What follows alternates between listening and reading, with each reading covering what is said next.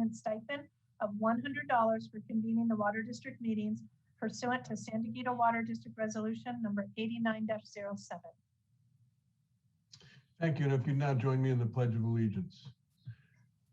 I pledge allegiance to the flag of the United States of America and to the republic for which it stands, one nation, under God, indivisible, with liberty and justice for all.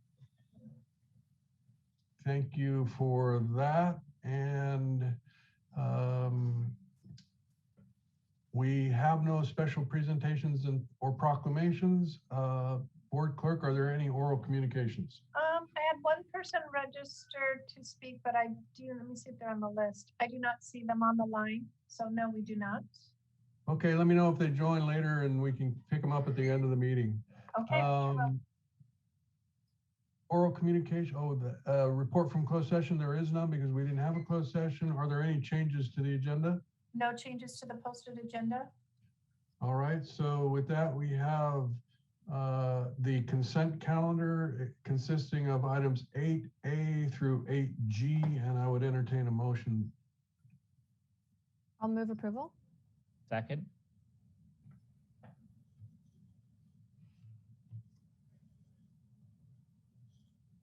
Board Member Hinsey? Yes.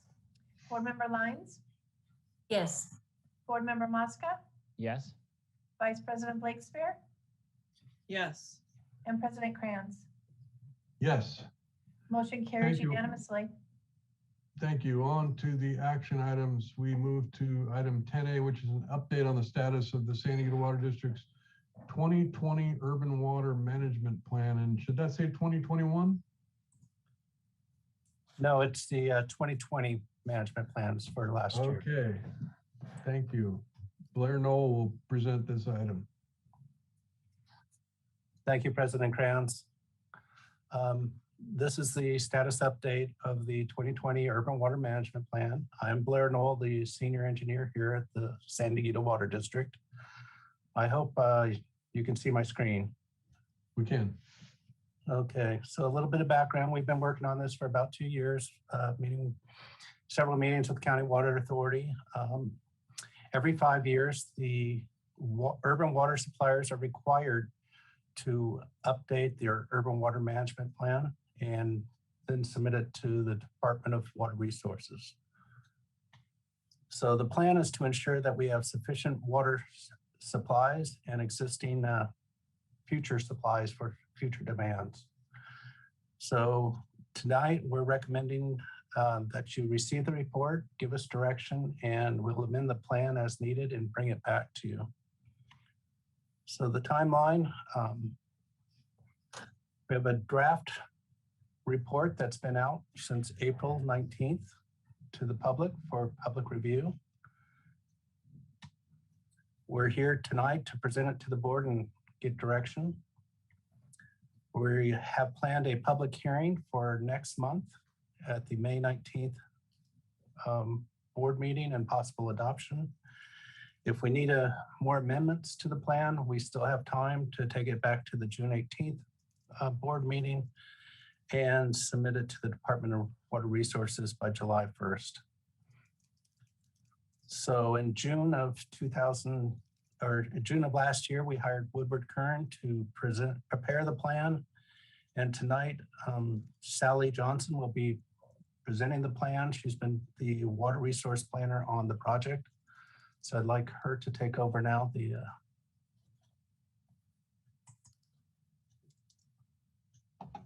And I hope she's on the line.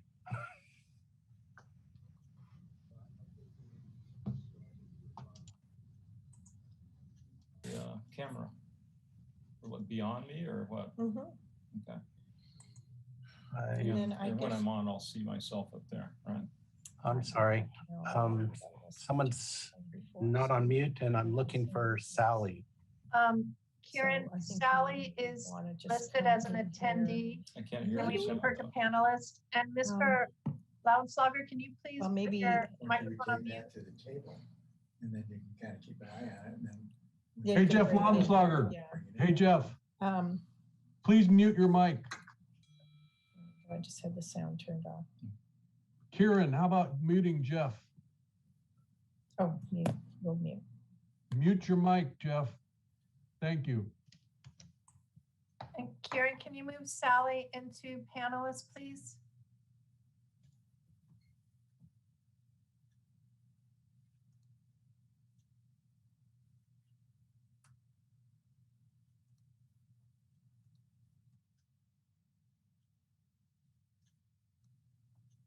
Let's see if I can get him on the.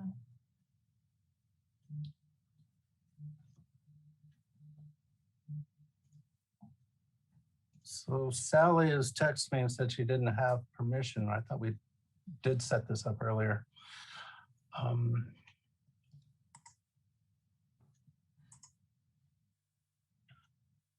Well, she's in there as an attendee. She can start speaking, but I'm trying to get IT to move her to panelist. Yeah, is Kieran available?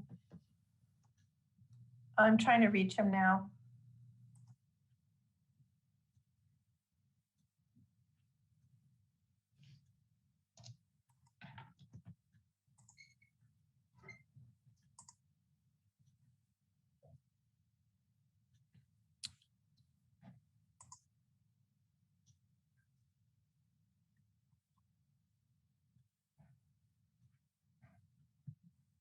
Okay, well,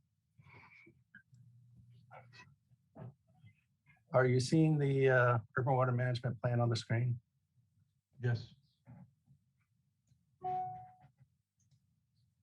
Okay, well, boy, Hey, Kathy, are you having any luck getting a hold of Kieran? I'm trying right now.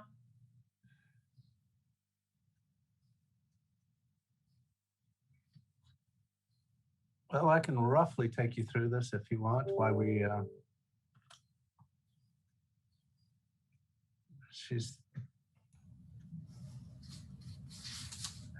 think she just sent me an email. Is anyone from IT on the line? Yes, I'm here. Oh, can you move Sally Johnson into panelist, please? So she can share her screen. Gotta move. Thank you.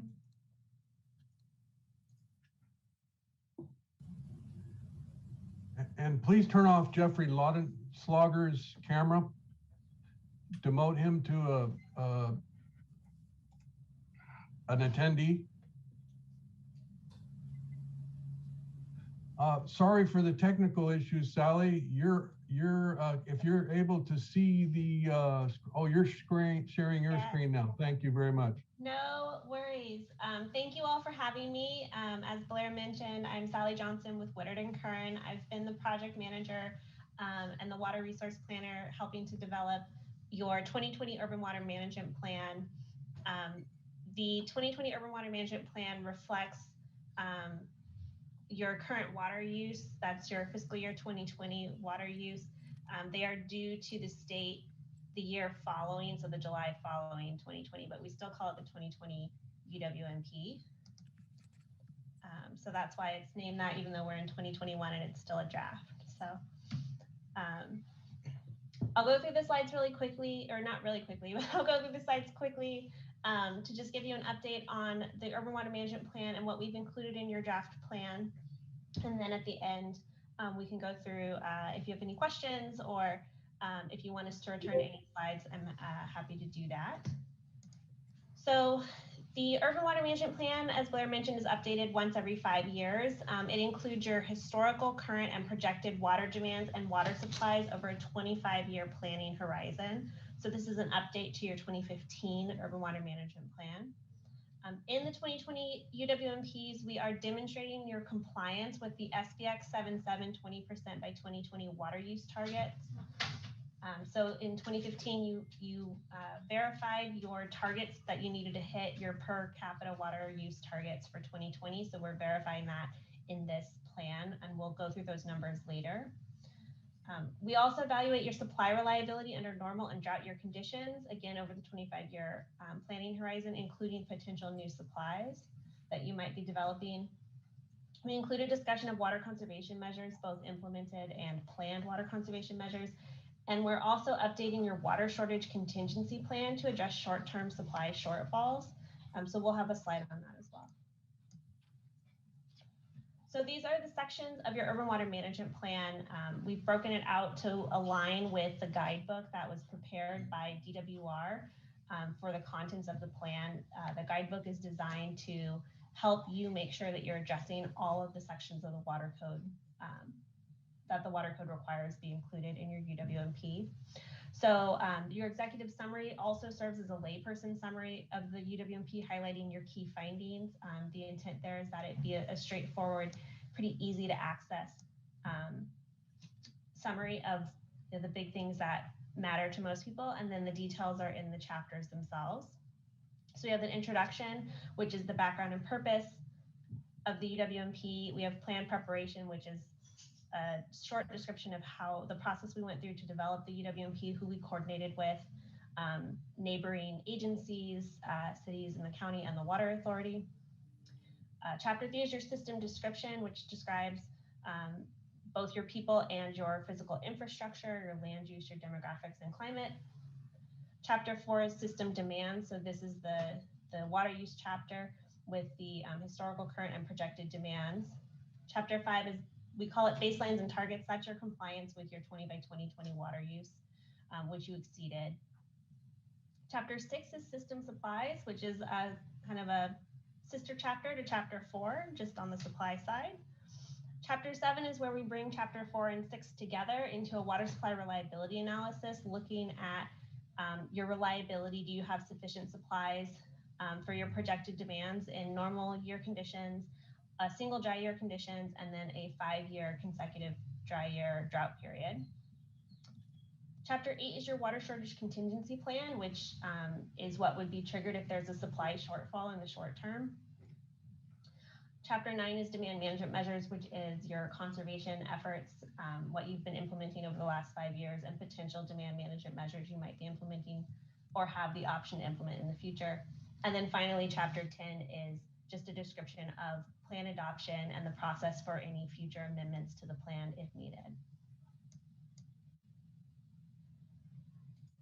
So we have slides, kind of a slide for each presentation or each chapter to go through some of the highlighted items.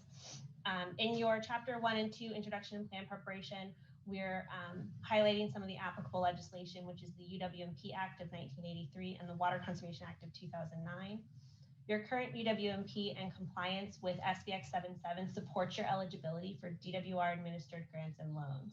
So it's generally an eligibility requirement that you be in compliance with both the UWMP Act and SBX 77 now that we're through the 2020 cycle.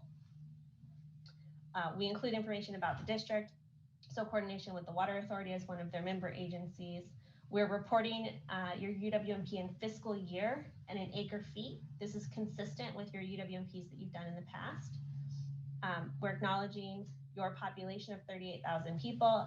And for the purposes of SBX 77 compliance, you are in a regional alliance with your neighbors, Olivenhain, Vallecillos, and Rincon del Diablo. We compiled the information, or Olivenhain compiled the information for SBX 77 for each of these entities, and as individuals, you've all met your targets, and you've also met your targets as an alliance. Shown here is your population housing units that were used. So we used SANDAG Series 14 Growth Forecast version 17 for your population and your housing unit projections. This is the basis for the Water Authority's demand model that we used in your plan.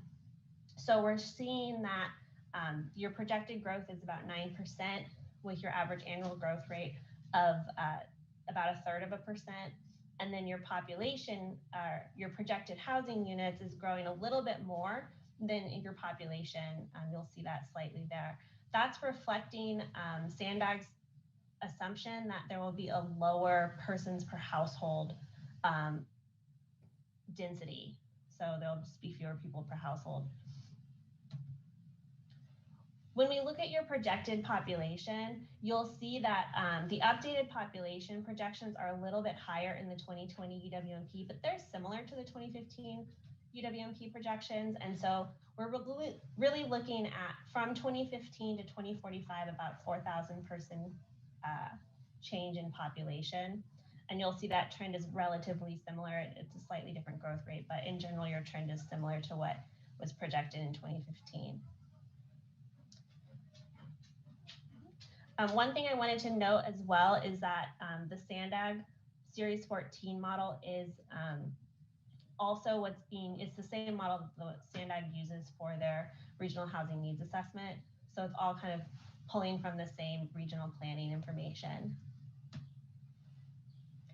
Shown here is your actual 2020 potable water use demands by sector. So as you see here, single family residences were the largest users with about, when combined with multifamily, your residential users were about 75% of your total potable water use. Not pictured here is your recycled water use, your non-potable recycled water use. In 2020, that was 642 acre feet.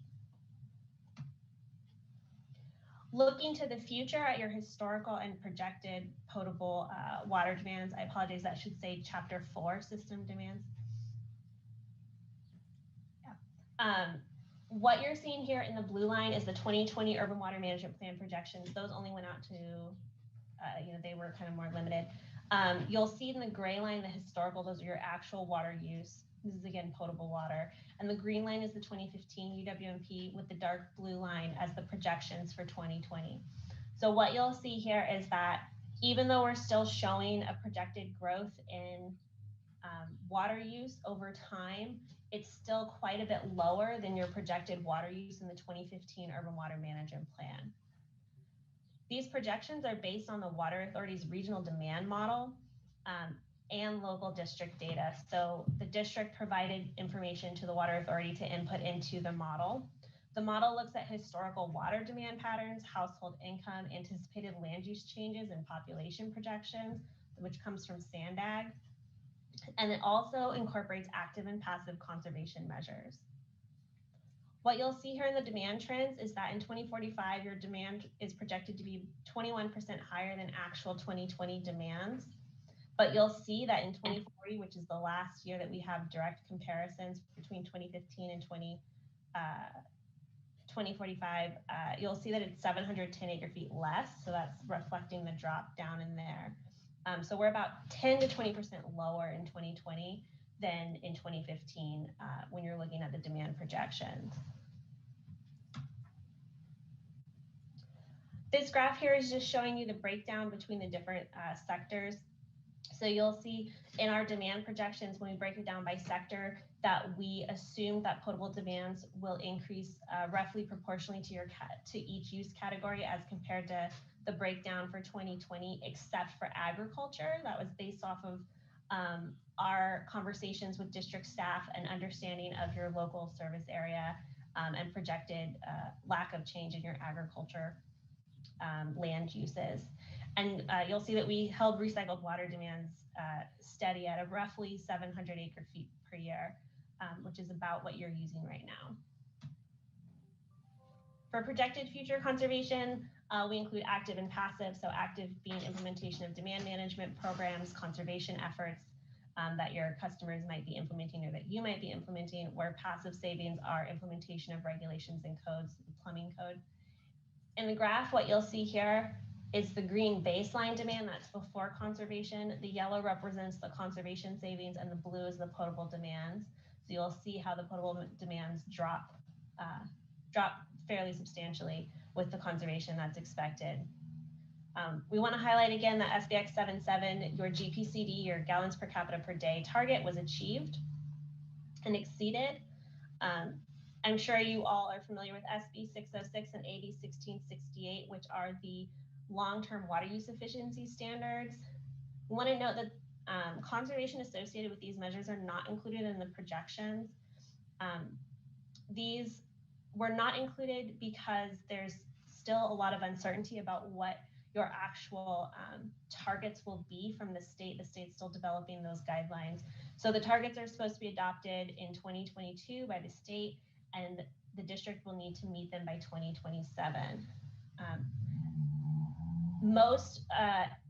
most agencies preparing urban water management plans are taking the same approach of not incorporating additional conservation associated with these measures, or that might be required for these measures, including the water authority. Their demand model does not address this due to the level of uncertainty associated with what will be required. This slide is showing your SBX 77 compliance. So in the green line at the top of the graph, you'll see your 2020 target, which was 151 gallons per capita per day. And you'll see in the blue bars, 2020, you were substantially lower. You were 15% lower at 129 GPCD. And when we project forward with your demand projections, you'll see that you never reach your 2020 target. So you'll stay in compliance with SBX 77 through the projected future based on the modeling in the urban water management plan.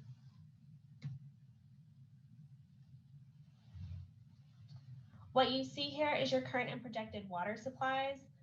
We only included what we consider verifiable water supplies. This is those supplies that you have a high level of certainty will be accessible or implemented, projects that will be implemented by the district. So we have your purchased water, your surface water from Lake Hodges, and your recycled water.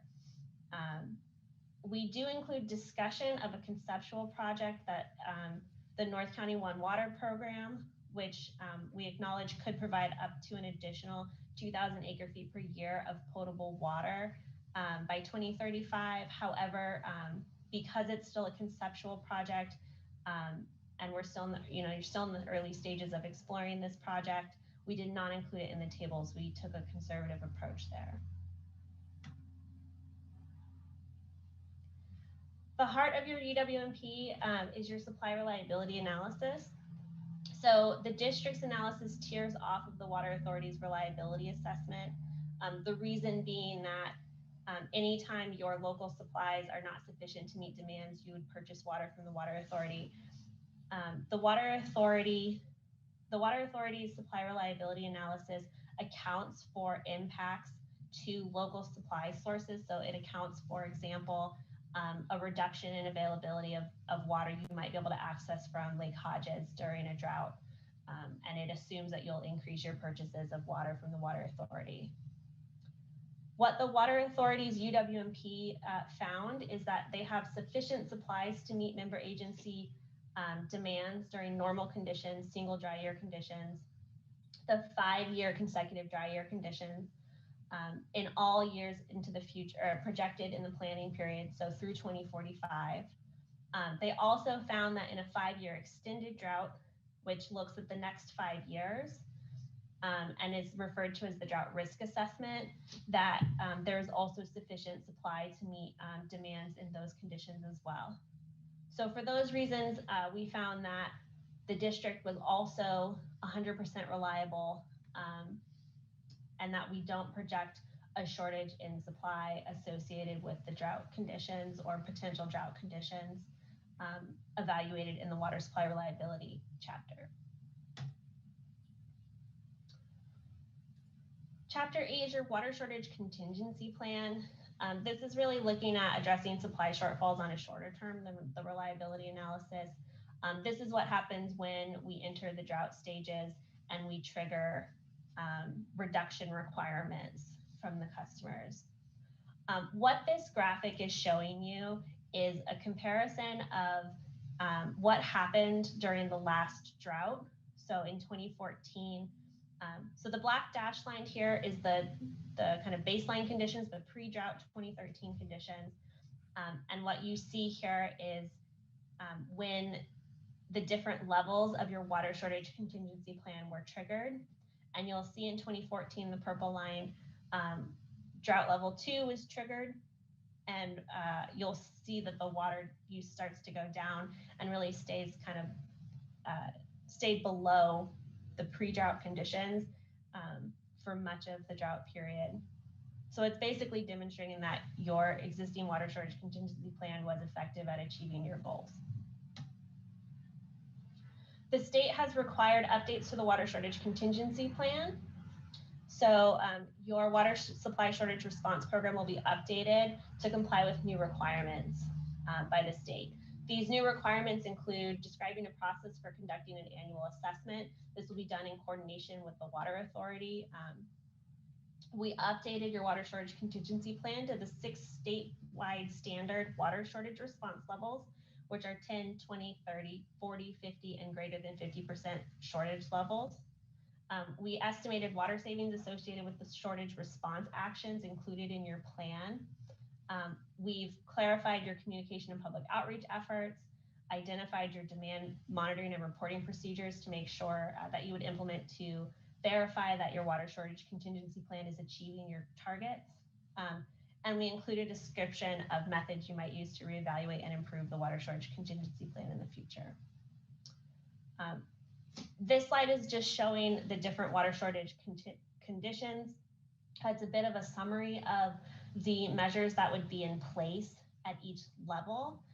So you start with some really straightforward items that are voluntary, limiting your time that you might be doing watering, going up to reducing the number of days that people can water, first applying it to residential and commercial, and then as you go up, applying it to more and more use categories and more restrictions. So when you get to the later restrictions, that's when we're talking about really severe water shortages, and you would prohibit all landscape irrigation at level 5, and you would remove exceptions to those prohibitions when you reach level 6.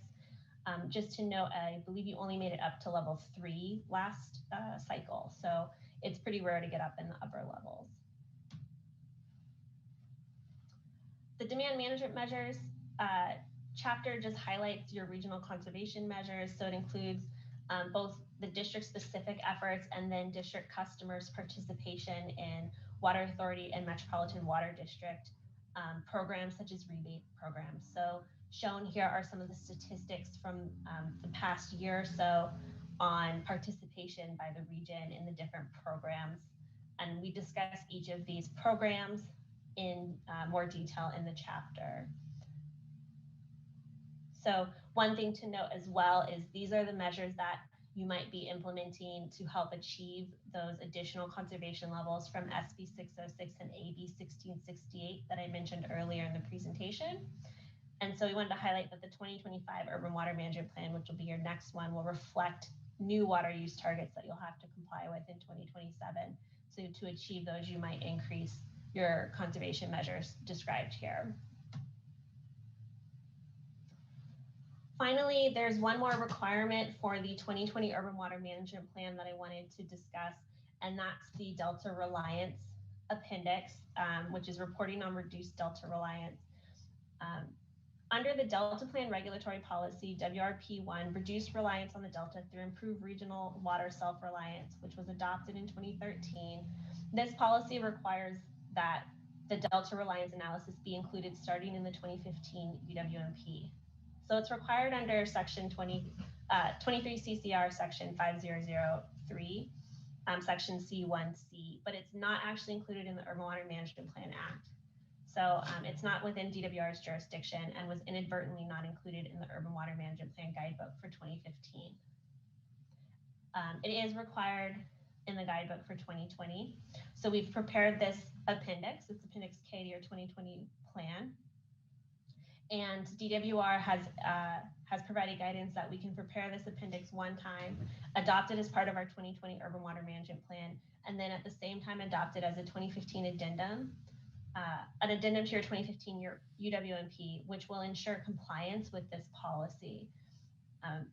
The district is tearing off of the Water Authority's Delta Reliance analysis because for our region, a regional analysis is appropriate.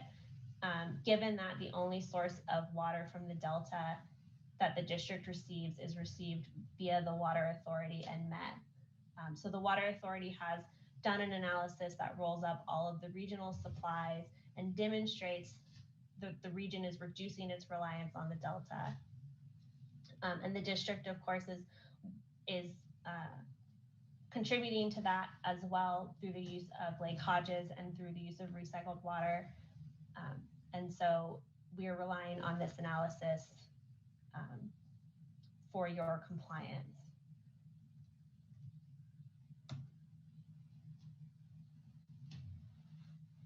And then finally, just to reiterate the timeline, this is also included in the plan adoption, submittal, and implementation chapter. But as Blair mentioned, we posted the draft GWMP on April 19th. That's available on your website. We're presenting today to you, and then we'll be having a public hearing on the 2020 Urban Water Management Plan, the Water Shortage Contingency Plan, and this Delta Reliance Addendum on May 19th, hopefully followed immediately by adoption the same day. Although if you direct us to make some changes, we can adopt it and we can bring it back in June for final adoption. The plan is to submit all of these items to DWR, the California State Library, City of Encinitas, and County of San Diego by June 18th, and certainly by the July 1st deadline. So with that, if there's any questions. Board members, any questions? I see no hands raised currently. So My hand is raised. my question is for the board clerk. Did we send out an email notification of the posting of this draft and some information about the timeline for the public to be aware of its availability? Blair, can you answer? Yes, President Crowns, yes, we published a public notice in the paper. It's available at our website. So we did the appropriate noticing. Okay, so we complied with the law. Can we send out an email too to let the public know, just in case they don't pick up the Coast News? I think, can we use our city agenda notification email list to just let people know? Yes, we could do that. That'd be great. Okay. Tony? Okay, board member Moss. Cheers. Yes, so thank you, Sally, for the presentation. Excellent presentation. And thank you on behalf of the Water District for all the work that you've been doing over the couple of years putting this together. Just a couple of questions. In terms of regional alliance, you probably know, or our staff knows very well, that we own major assets with Santa Fe Irrigation District, and our relationship goes back 100 years. Why wouldn't they be a regional alliance partner? The regional alliance, I apologize, go ahead. Well, we set up that regional alliance. It was, I believe, in the 2010 Urban Water Master Plan. It was an insurance policy for us, really, to make sure that, let's just say, what's the gallons per capita for Santa Fe irrigation, Sally? It was like 450 gallons per. Two or three times. In 2020, they were over, I think they were 407 in 2020. I think it was just something of that nature. We just did not add them to the regional alliance. I wasn't around when it originally was set up. All right. So, all right. I'm not sure what that what that means. But they're not part of the regional alliance, regardless of the fact that all right. So you've confirmed that. All right. And just so I know that we it sounds like we're going to take into consideration the conservation responsibilities under state law in the next planning session, but we don't have any responsibility to consider that now, because that would have a difference in our demand within this 5 years. And you're saying that every district that's putting this together is treating this the same way? So the current conservation guidance that you are subject to today, the SBX 77, the SB 606 and AB 1668, the state has not established those thresholds for your district. And so there's a lot of uncertainty about what those thresholds will look like. As such, Most, I can't say that all districts are excluding that from their projections, but most of the ones that I'm aware of are. I can't off the top of my head think of one that's including it. The Water Authority's demand projection model does not incorporate it, again, due to the uncertainty and the fact that in order to produce the results in the model in time to write your urban water management plan in time to submit to the state by July 1st, the model has to start pretty early in the process. The compliance with the standards that will be set, or the thresholds that will be set for the district under SB 606 and AB 1668 will be set. You won't have to meet that till 2027. So you'll still have time to do another urban water management plan cycle before you're held to those standards. Right. So that's kind of all contributing factors. Right. And the urban water management plan is intended, or the way that we have written the urban water management plan is we've taken a conservative approach of, we'd rather project demands that are a little bit higher, in particular because it's not direct, there's nothing, the urban water management plan is not finding that you're expecting a lot of shortages that will trigger, major project development. So we took a more conservative approach in that regard. Yeah. Well, but when it's more conservative, that means that the demand is higher, and that we would be looking for more imported water because we wouldn't be able to meet our demand locally. All right. And then in terms of so when we look at the growth going out and the demand related to that growth, we're not taking into consideration the conservation. But then how do you approach the growth? Growth 2 or 3 years ago or a decade ago in terms of demand is different in the future because, as we see, every time we go into a drought, people, Californians are very smart and intelligent, and they start to use less. And our programs are really successful. And so when we see this future growth, the potential of not same growth as we have had in the past, and the usage being very different, how do you approach what the demand would be and overlaying that with population growth? Yeah, so that's sort of what we're showing here on this slide. There's an assumption in the model for rebound, a post-drought rebound. So that's why you'll see there's a sharp decline from 2015 to 2020, and that's in response to a couple of factors. The water restrictions under the drought. There was a few wet years. Given the volume after the drought, there were some wet years. Given your overall use, a wet year does make a fairly large difference in your demand. So that's all kind of factoring into the 2020 number being so low, and you see the sharp drop from 2015 to 2020. The Water Authority's model, again, that we kind of relied on for our demand projection, assumes a rebound from the drought, and it also normalizes the hydrology. And so it helps to, the way the Water Authority explained it was that it smooths out the,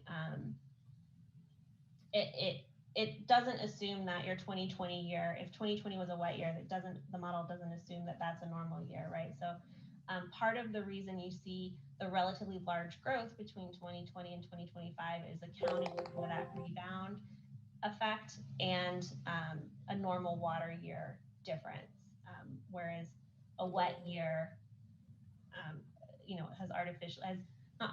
has reduced your demand. So that's all kind of factored in here, but what you see by showing that the line has shifted from 2015 to 2020, that's all of those changes in customer behavior and the long-term conservation efforts that are being done, such as turf conversion to water-wise landscaping.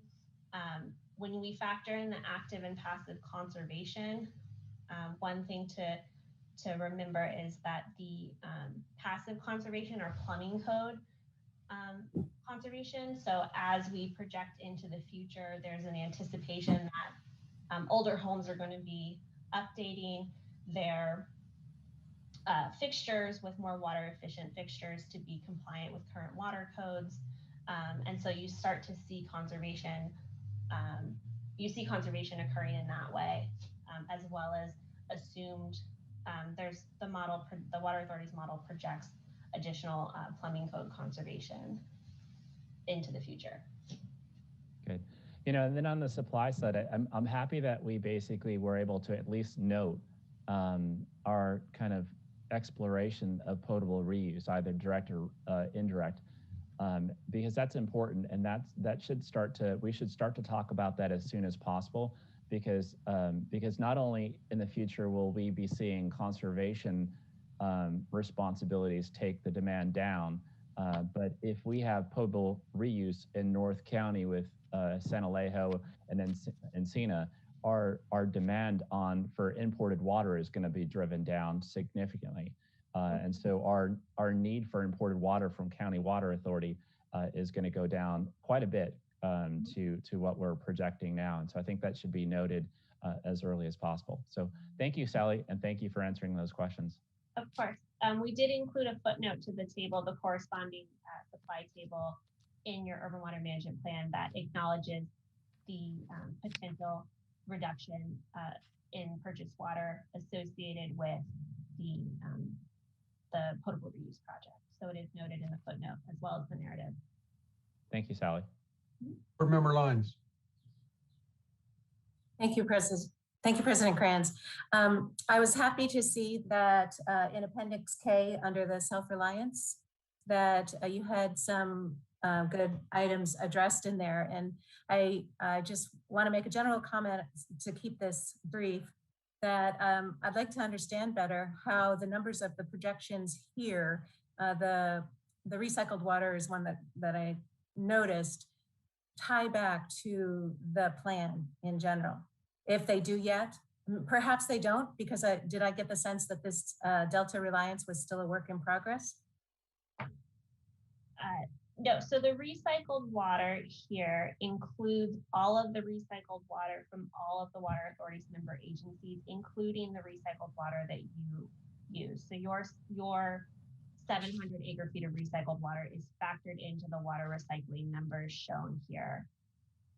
Was it correct that you in the main report showed that our use of recycled water was projected to stay flat? Yes, that was what we weren't aware of any large scale projects that would substantially increase your use of non-potable recycled water. So we kept it flat. Okay, it seems very conservative, but thanks for the explanation. And I just have one other comment, because I know I need to be quick. I'm really a fan of how great we've done here locally with our conservation. And I think if we can really focus even more in that direction, I think we've got the bandwidth to do it. I think we could really, for instance, commercial and residential audits of irrigation, I think we could really even go further there and maybe help to advance our conservation, which would put us in a better condition overall. That's just a general comment. Thank you for your hard work. In theory, Board Lyons, the region, we look at the Delta Reliance as a regional issue, just because as we're importing water, County Water Authority is really the wholesaler, and their reliance in the Delta has significantly diminished. And so they're only about 10–15% of Delta water, state water at this point, and most of it is Colorado. And so looking at it from that perspective, our reliance in the Delta has significantly gone down over the last 10–15 years. The more self-reliance, the better, I think. Thank you.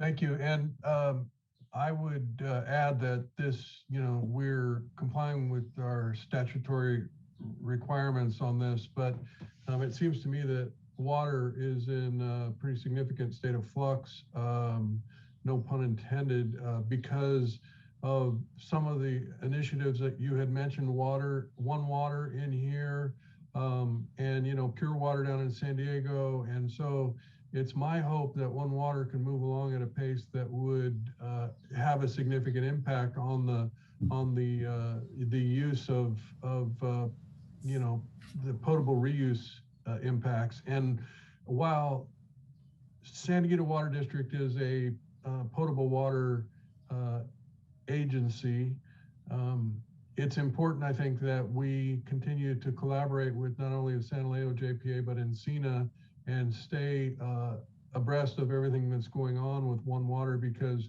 we do have the Badger filtration asset that I think, you know, might play a part. So I don't know if we need an update on that coming up to just see where things stand with One Water and where we're at with San Leo JPA vis-a-vis the 30-inch line that runs out to San Diego Reservoir.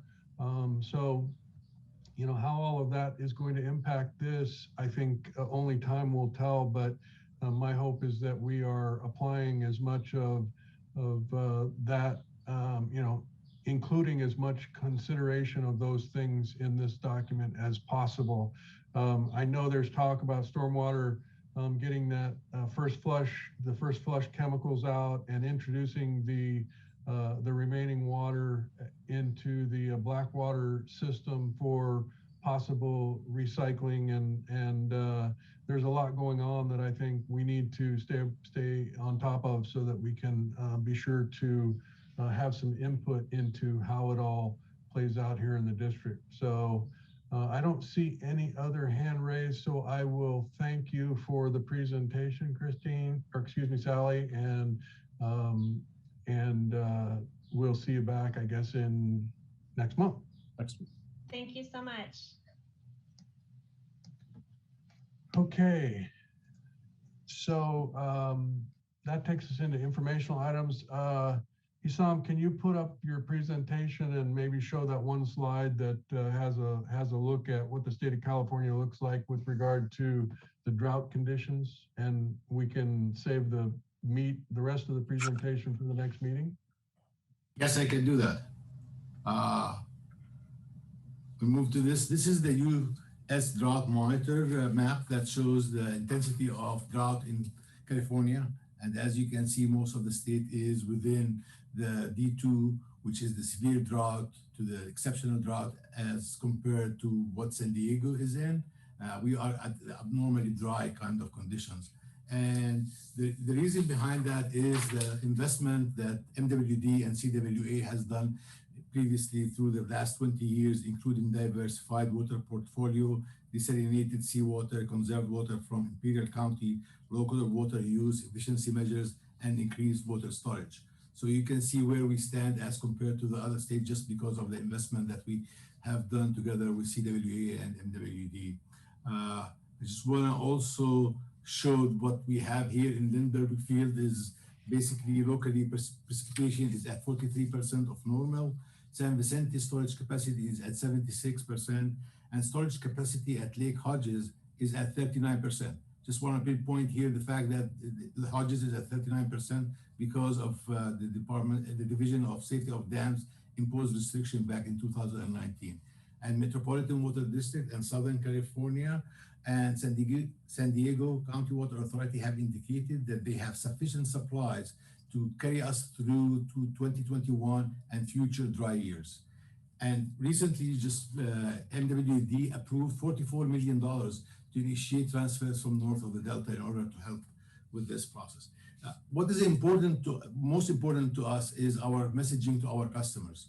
We are working with CWA and other agencies to message appropriately so our communities are aware that while it is always important to be efficient with water use, we are not anticipating shortage and that during the past 20 years, we have invested in reliable water supply for the region. This might be different from other parts of the state.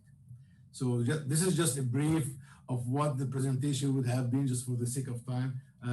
I will continue to provide updates in future meetings. So if there's any questions, I'll be more than happy to answer. I do not see any hands raised, so thank you for that. It is a challenge because we want to make sure our customers know that we're well positioned in terms of supply, but at the same time, you know, the state is definitely in a drought, which is not surprising given our the fact that we're in a desert. So, Board Member Mosca.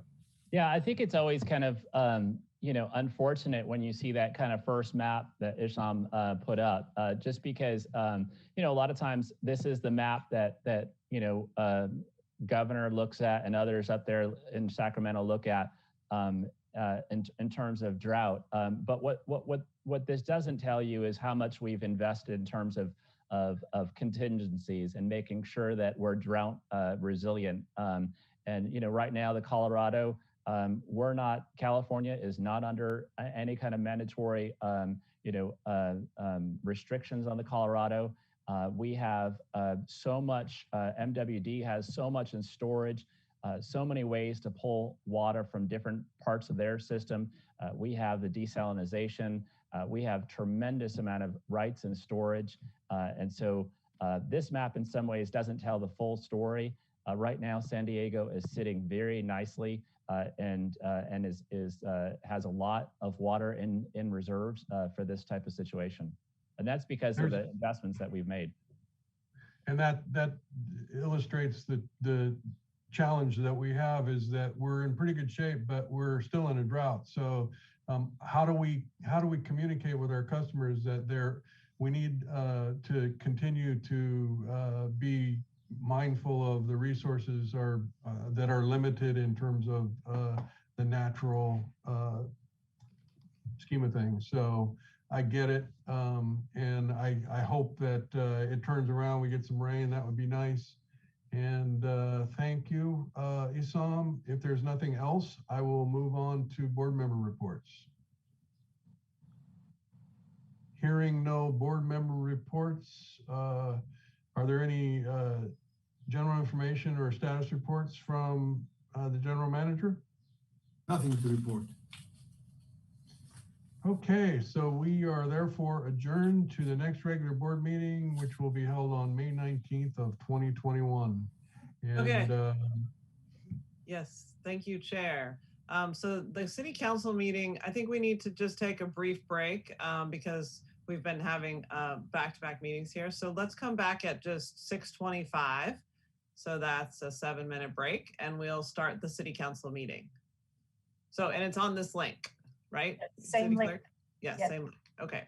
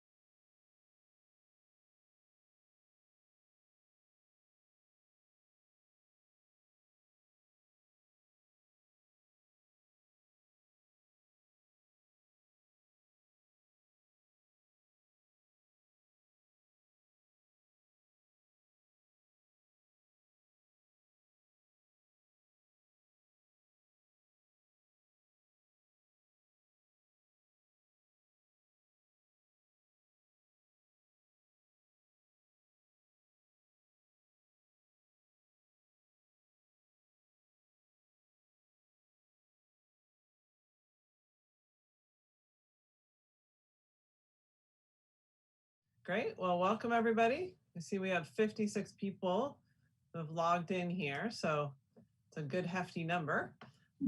We're excited to have you joining us today. This is the regular city council meeting, and we were running a little bit late from the water district, so we're starting a little bit late. It's 6:25 p.m.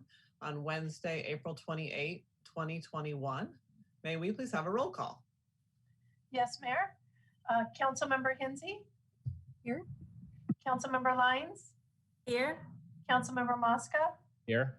Deputy Mayor Crayons. Here. And Mayor Blakespear. Here. Record will show that all members of the city council are present. Okay, great. I invite you to join me in the Pledge of Allegiance. I pledge allegiance to the flag of the United States of America and to the republic for which it stands, one nation, under God, indivisible, with liberty and justice for all. Okay, now we have several special presentations and proclamations today. So the first one is presentation of the Environmental Award Program winners by the Environmental Commission Subcommittee. And I have a few things to share about this. Let's see, who do I have on the call? I have, let me see. Mayor Blakespear, this is Ingy Bisconner. I was on the subcommittee for the Environmental Award Program. Yes, okay, perfect. So I'm gonna read these, read out some notes, and then I will hand it to you, okay? All right. Okay, so the City of Encinitas and the Encinitas Environmental Commission are proud to announce the winners of the prestigious Environmental Award Program, the EAP, which is now in its 6th year. The EAP seeks to recognize deserving individuals, businesses, and nonprofits for their commitment to environmental stewardship and outstanding environmental achievements in the city. In addition to 2 Excellence in Environmental Stewardship Awards that have been historically granted to a for-profit business and a nonprofit organization each year, a new Environmental Hero category was created in 2019 to recognize both an adult and a youth that are not necessarily affiliated with a business or nonprofit organization. Now, the 2020 award winners, do you want to announce those, Ingy, or would you like me to? I would be happy to, but I think it would be very appropriate if you or maybe even Councilmember Lyons announced them, since when she was on the Environmental Commission, she was the founder, one of the co-founders of the award. So I invite either one of you to, or I can if you would rather. Well, why don't I go ahead and do it? And we do recognize Councilmember Lyons for her great leadership there. So thank you for mentioning that. So the 2020 winner of the Excellence in Environmental Stewardship Nonprofit Organization category is the San Diego Botanic Garden. So it is now in its 50th year. 50 years. We don't have a lot of organizations that have been around that long. And the San Diego Botanic Garden is the preeminent plant conservation institute of the region and one of the most important botanic gardens in the entire country. The garden educates over 1,000 students per year through formal programs with special focus on field trips and classroom support for Title I and other underserved schools in Encinitas and San Diego County. The garden also works with the City of Encinitas to maintain the natural areas around Cottonwood Creek Park, serving as a world-class plant conservation and education institution in the heart of Encinitas. So the next one we have, which is excellent, I'm excited to be honoring them this year. The next one we have is the Excellence in Environmental Stewardship for-profit business category, and that is BCK programs. So BCK instructors train public elementary school students as young as kindergartners how to sort their lunchtime waste and compost food scraps, and run programs in recycling, energy conservation, air pollution, and litter prevention. In middle school, BCK has worked diligently with students to create a 75% diversion rate. That's a lot of diversion. And students from 5th grade to 12th grade have the opportunity to dig deep into water pollution issues through the popular SWIP, SWPP internship program. The program has instructed thousands of students with the hope that they become informed Encinitas residents passionate about protecting the environment. And I want to recognize those food audits that take place at within schools, which are really great. There's a table where kids can put like the apple that they didn't eat, and then some other child who wants that apple could take that. And that's a really, really great, because then it's not diverted into the trash can. So the next winner is our Environmental Hero Youth Under 18 category, and that is Danny Sheehan. Danny is a volunteer with the SWIP program I mentioned before, which is Stormwater Pollution Prevention Program at Paul Ecke Elementary School, and an active monitor of our local Marine Protection Act. He is an accomplished surfer and is passionate about protecting the natural beauty of our ocean environment and reversing the damage already caused by humans. On many occasions, he has confronted and successfully convinced older youth to stop destructive actions to sea life. Good job, Danny. That's really critical. Danny has demonstrated environmental consciousness well beyond his young years. So that's an excellent winner. And then we have our last winner is in the adult category for Environmental Hero, and this is Tori Neal. So Tori has been involved with the California Native Plant Society, where she demonstrates an increased awareness of the importance of native plants to our California ecosystem. Prior to starting a native plant nursery in Leucadia, Tori would start seeds and place them out for members of the Encinitas community to plant for free. That's wonderful. She has volunteered at the San Diego Botanic Garden, and her inspiration has meant much, much to both people and the all-important natural environment. So we're very proud to have all of these amazing environmentalists in our city, and grateful for this awards program, which highlights them every year. So let's give a round of applause virtually. Yay. Okay, and then I'll hand it over to you, Angie. Thank you, Mayor Blakespear. Yes, it's been a pleasure to oversee this along with my colleague Christian Adams this past year. These are 4 very deserving individuals and organizations. And if I may, if each of them could just say a word, if we could take maybe a minute apiece and allow them to tell a little bit about themselves and how happy they are. And hopefully, I see that Danny has his award. I delivered the awards in person last week since we're doing all this virtually, and Camille has hers too. And it was just really thrilling to meet them and acknowledge their good work, and especially Ari, because I got to see the orchid display at the Botanical Garden, which I'm going in a ticketed manner on Friday. So without further ado, Ari, could you accept the award on behalf of the Botanical Garden and maybe take a minute to describe your duties there? Sure. So through the magic of virtual Zoom meetings, I appear to be in the Botanic Garden right now, but thank you so much on behalf of the garden and our staff and our board and all of our many volunteers and visitors. It's just an honor for us to be here in Encinitas and doing the work that we do with such a wonderfully environmentally literate and focused community around us. Our garden really is one of the most important gardens, not only in the United States, but in the world. In a recent benchmarking, our endangered plant collection ranked as one of the 60 most important endangered plant collections in the entire world, among about 3,000 botanic gardens who submitted data to that. So we really are a wonderful resource, for the community and the greater plant-loving universe, and we're really just thrilled to do it. Please do, everybody, come to the Orchid Show. It ends on Sunday, and it's absolutely spectacular. And so, come down to the Botanic Garden. It's a wonderful place always to just relax, commune with nature, and really learn a little something new about the natural world. And we're just thrilled to be here and deeply honored for the award. Thank you. Thank you, Ari. And yes, I'm hosting a party of 3 to the garden Friday morning before it ends. And it is absolutely spectacular. I was just in awe the few minutes I was there. So thank you. And next, accepting the award on behalf of BCK Programs is Camille Sawinski. And Camille, could you tell us a little bit about yourself and your organization? Sure. Well, we're BCK Programs.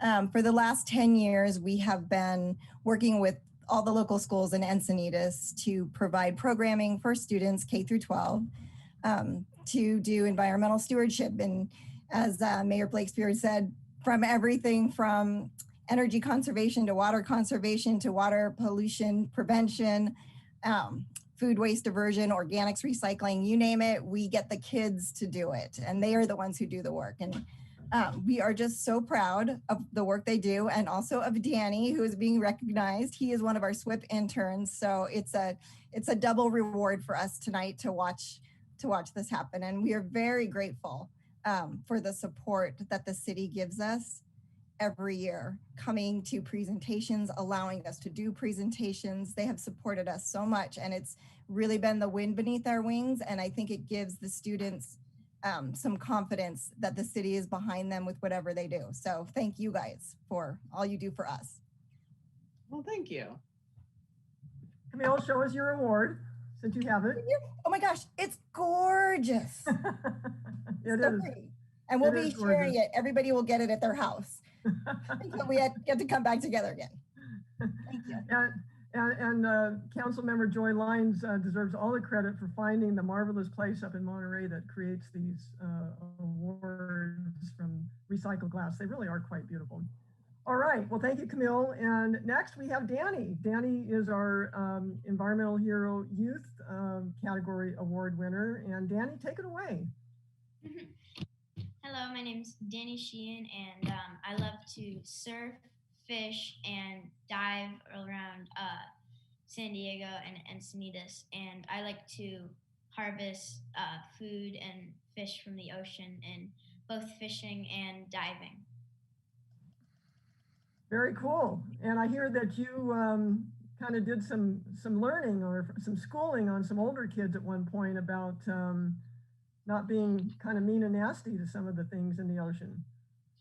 Yeah, well, sometimes some people will go and go and just kill a lot of animals and not do like selective harvest, like long line fishing and like net fishing and stuff like that, like stuff that doesn't specifically target what you want to eat for dinner that night. Stuff like that is pretty bad, and I usually try to like say like just put my word in, being like, hey, probably shouldn't do that. Very good. Well, good for you. And thanks for speaking up on behalf of all those animals and all of us. And we hope to see you out and around in the coming years. Awesome. Thank you. And show us your award. Show us your award. Aha, there he is. Congratulations. Well deserved. Thank you. Congratulations, Danny. And I believe Danny, some family members from out of state have tuned in tonight to watch his award. So awesome family. All right. And last but not least, we have our 2020 Environmental Hero Adult category, Tori Neal, who I visited at. She has since she got this award opened a little nursery in Leucadia. It was absolutely gorgeous. So Tori, tell us a little bit about yourself. Thanks so much for this award. I'm so happy that our city has an environmental committee. That's just great. I love native plants a whole lot. The habitat that they provide for numerous living things is just super important to me. And we have taken so much native plants out of ecological service, you know, with our homes and our businesses. So I just feel like it's super important to put these plants back into service in our landscapes. And that's why I volunteer so much with the California Native Plant Society. And that's why I grow plants and I was giving them away, but now I opened a nursery right there by the Panikin. And I like to say I'm nestled in between the vinyl and the coffee. Right. So I'm enjoying it, and thanks so much. And let's get more native plants out into Encinitas. Congratulations. Congratulations. Great work, everyone. Yes. Thank you. When she says between the vinyl and the coffee, she's located between Lou's Records and the Panikin. So that's what she meant by that. Well, Tori, your efforts are very apropos. You, I'm sure, noticed that our county supervisor, Tara Lawson-Reamer, just announced an initiative on native plants and native landscaping. So anyway, thank you all for attending, for all your good work. It was really fun to present your awards in person last week, or not present them, but deliver them. And thank you, Mayor Blakespear and Council, for making time tonight to properly commemorate this. Well, thank you. Thank you. Thank you to all the award winners, and thank you to the organizers, which started with Jim Wong when he was on the Environmental Commission, and Joy was involved on the commission, and now Ingy's doing it, and Christian. mean, there's just so much energy around our commitment to the environment, and it's great to see it represented here. So thank you to everybody. You're welcome. Okay, so now we'll move on to our next item on our agenda, which is the, I think we are witnessing and accepting something from Naima Woodward, who's presenting on behalf of the Encinitas Friends of the Art, and the artist, Jeffrey Laudenslager, excuse me, Jeffrey Laudenslager is also in attendance. So I'll turn it over to you. Well, thank you. Well, good evening, Honorable Mayor Bexper and council members. It's always so nice to see you, even virtually. My name is Naima Woodward, and I'm the president of Encinitas Friends of the Arts. One of the programs which EFA has embraced and has been advocating for is a robust public arts program in our community. And more specifically, the sculpture installation program in partnership with the city of Encinitas. As part of this program on June 5th, 2017, I don't know if you all recall, the Commission for the Arts approved the loan of a sculpture by Encinitas artist Jeffrey Laudenslager, Orpheus, a 22 feet kinetic sculpture made from titanium and stainless steel to be installed at the K Street Parkway at the corner of K Street and Coast 101. And well, obviously we were very excited. Encinitas Friends of the Arts welcomed the opportunity to fund the project costs, including the concrete pedestal and a sculpture installation. Meanwhile, as part of the city's evaluation process, residents voted on the sculpture. I'm noting this because I just want to make sure that everybody is aware of what we have done to this point. The results of the public survey found that 76% of the residents voted to accept the sculpture and 82% supported placing it at the K Street Parkway. On January 10, 2018, the loan of the Orpheus sculpture was approved by the council. Thank you. And on October 6, 2018, the project was completed and we had the unveiling ceremony, and most of you attended, which I was grateful for. It was a wonderful day. As part of the EFA long-term goal, which is to purchase public arts for our community, we elected to purchase this sculpture and to donate it to the city of Encinitas. So in 2019, we initiated the fundraising campaign, and I'm pleased to let you know that we finalized the campaign on April 22nd of 2021, just a few days ago, and here we are. So I want to thank you for continuing to support the arts, and I want to really thank the city staff for their continued support in this process. And also thank all the individual donors, our members, all who contributed. So I just want to take the time to really acknowledge everyone who has participated in this project. So tonight, it is with immense pleasure that we donate this magnificent sculpture to the city of Encinitas for all to enjoy. And I truly believe Orpheus will continue to serve as a welcoming, wonderful artwork to our town. And I think approximately we get about 30,000 cars that come to our community. And so, what a better way to welcome everybody to our coastal community. So we are delighted, and we appreciate the opportunity to enrich our community through the purchase of this, and hopefully more in the near future. So at this point, I'd like to invite Jeffrey. I believe you're on the phone. He wanted to make some comments as well. So thank you. It's been a wonderful experience.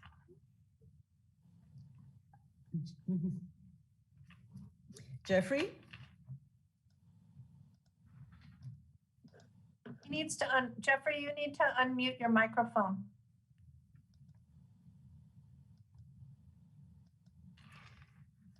I believe he's on the phone. He's there. His microphone is muted.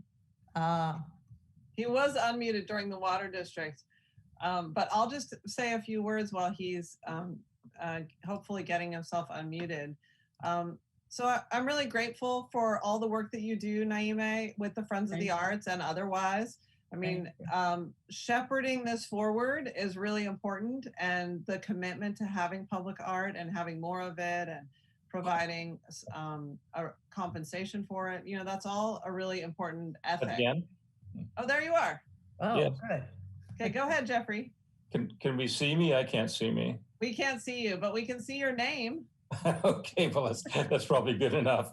But well, first of all, thank you, Mayor, City Council, for all the things that you do for us, and as well, you know, for initiating this particular program. This has been something that's close to my heart for a long time, and wanting to participate in my own community in some kind of significant way, to hopefully begin a program that will have some enthusiasm and benefit to the community. So we're on our way now. I'm not sure whether to be, you know, humbled or proud, or how to receive this on a personal level. But to me, the community aspect of it, and the fact that we can grow from here and begin to do other new things and expand the vision and opportunity for artists in our community is a big deal for me. So you know, where we go from here, I think the City Council has to determine how enthusiastic we are for this, what the gain is. But I think that there's so much talent that's in, you know, our area in Southern California in general, that we can really feature and enjoy the benefits of this rich and varied community. So thank you so much for giving me and us all that opportunity.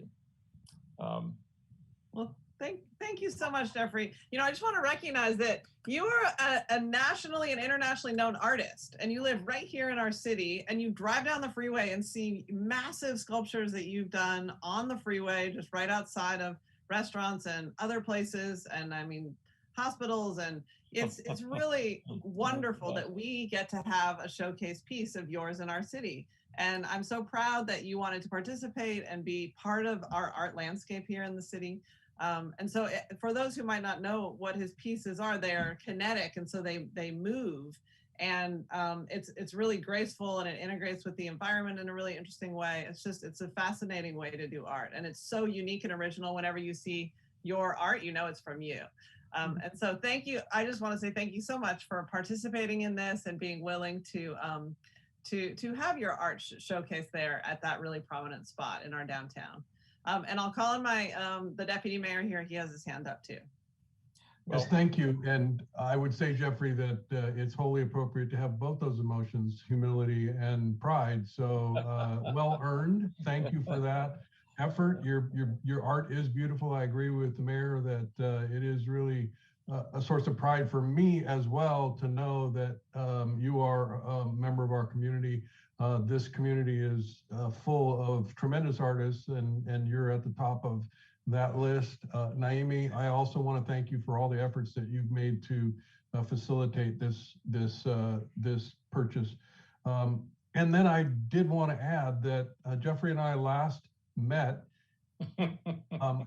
at the undercrossing of the El Portal and stood there admiring the kinetic energy that was happening as they put the piles in the ground and prepared to pour the concrete. And I think he and I both agree that somewhere in that construction, it sure would be nice to have another piece of his art. So my hope is that he's designing something that might look really nice in the center of the roundabout at El Portal or on either side of the walkway. So I hope your creative juices continue to flow and that we can come up with, you know, a beautiful piece for that area, which is less than a block from your house. So you'd get to look at it every day too. Right. Hey, Tony, you're very generous. Thank you so much. And, you know, of equal or maybe more interest to me is that we bring in other artists also. I don't consider that I'm the only person with substantial talent enough to stand up to those kinds of placements and sites. Lots of good opportunities out there. But what thrills me most of all is that it's a beginning. You know, it's And I just trust and have confidence that the city council will see the valid reason for doing these sorts of things and continue. But thanks, Tony. Well, thank you very much, Jeffrey. We'll give you a final round of applause. Thank you. Okay. Ciao. And Naime, thank you. Thank you. My pleasure. Okay. Bye-bye. So we'll go on to the next item, which is 4C. This is the Arbor Day proclamation, and I think also Chris Kalstrand, who's our city arborist, will be speaking. I won't read the whole proclamation, but I'll just highlight that a special day was set aside in 1872, so a really long time ago, for Arbor Day, to honor the planting of trees. And we know that trees provide so much value: joy, spiritual renewal, they cool the climate, economic vitality of business areas, beautification, increased property values, shade, habitat. So I will present virtually this proclamation to Chris and hand it over to him to give his presentation. Excellent. Thank you, Mayor Blakespeare. It's a pleasure to be here. And the city of Encinitas has been just such a pleasure to work with, and their dedication to their trees and the environment since I've been the city arborist has just been impressive, and I haven't seen anything like it in many other cities. So this, Arbor Day and becoming Tree City USA again is just in recognition of the dedication that the city residents and the staff have moving forward here. We're unable to do a normal Arbor Day because of different restrictions, et cetera. But this year we are going to be giving away we're giving away trees to private residents in a partnership with SDWD and Davy. And so we did an announcement a couple weeks ago, and we've had about 50 people sign up to come and get free trees on Friday. So we're looking forward to having everybody come by. And then next year, we're looking forward to just getting back with everybody and digging holes and putting trees in the ground and just really being able to see people's faces again and really enjoy the appreciation that the city has for their trees. Well, thank you. That's great. Thank you very much. Yeah. I have this proclamation virtually, so I'm handing it to you virtually. All right, grab it with my one. We'll give a round of applause for the trees. Yep. Okay, let's see. Where are we? Let me go back here. So I think we're on to oral communications. That was the end of your presentation, right? No, well, we have a State of the Urban Forest Address, which was the next item. So we had the Arbor Day proclamation, okay. And then I have about 5-6 minute presentation just to go over with you guys real quick. If you just want. Okay, perfect. We're ready for that. Yeah. Okay, perfect. Let me pull it up.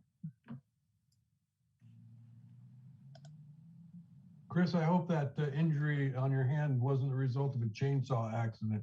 It was not. It was actually a climbing accident, Tony. I pulled my A2 while I was hanging off of something. It wasn't very much fun. All right. Let's see. What's up? Can everybody see it? Yes, we can. Excellent.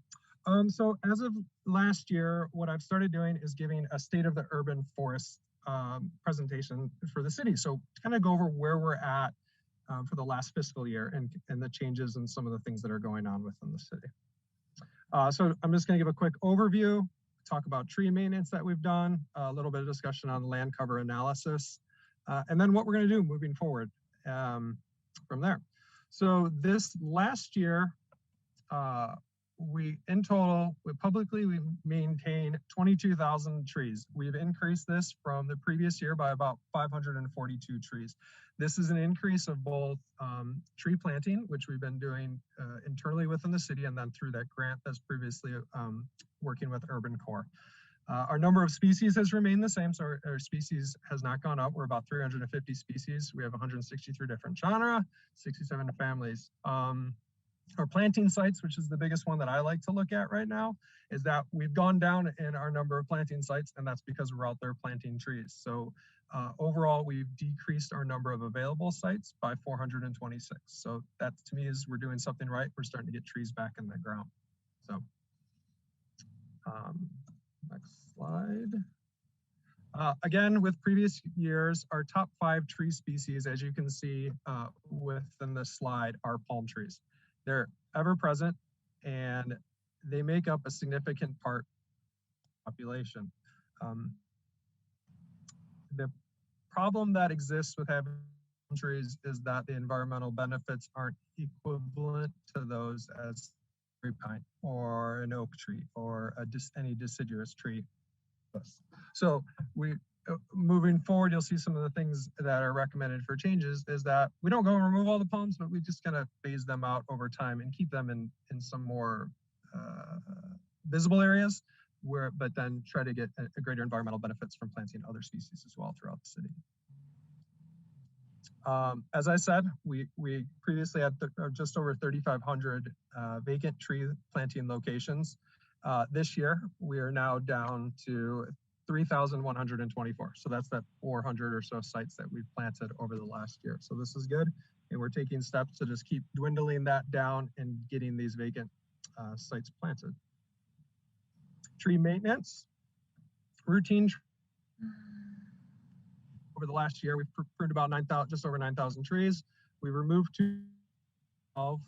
We've done plant healthcare for about 4,700. This includes just treatment, watering, things along those lines.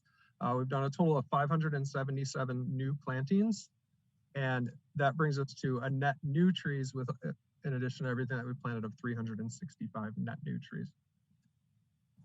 And sorry, some of the photos are old throughout this presentation because we weren't able to hold an Arbor Day event this last year, so you're going to see some of the previous ones. Land cover analysis is something that we've done in previous years. The land cover analysis takes a look at aerial photography. We use random points to take a look throughout the city to see where we have canopy cover that's coming from trees, what's coming from impervious surfaces such as roofs, streets, tennis courts, things like that. And then from that, we can estimate the benefits that are coming from the city's tree population. So I didn't run a new analysis this past year from 2019 to 2020, and that's because we would not see a significant change within that time frame. A one-year time frame, trees don't grow that fast. So in reality, we're going to start seeing the impacts to the canopy with our city of all the plantings that we're doing, 5-10 years down the road.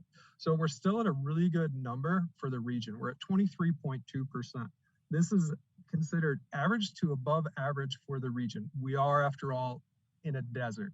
Once you start getting up higher into the 35, 40, even 50%, you're looking at more East Coast climates, right? So tree canopy wise, we're doing great as a city, and working with the UFAC, we're working on ways that we can help increase it, but we recognize the fact that we might not get to 30%, and that's not necessarily a bad thing moving forward because of the climate we're at. We want to have a forest that's ultimately sustainable.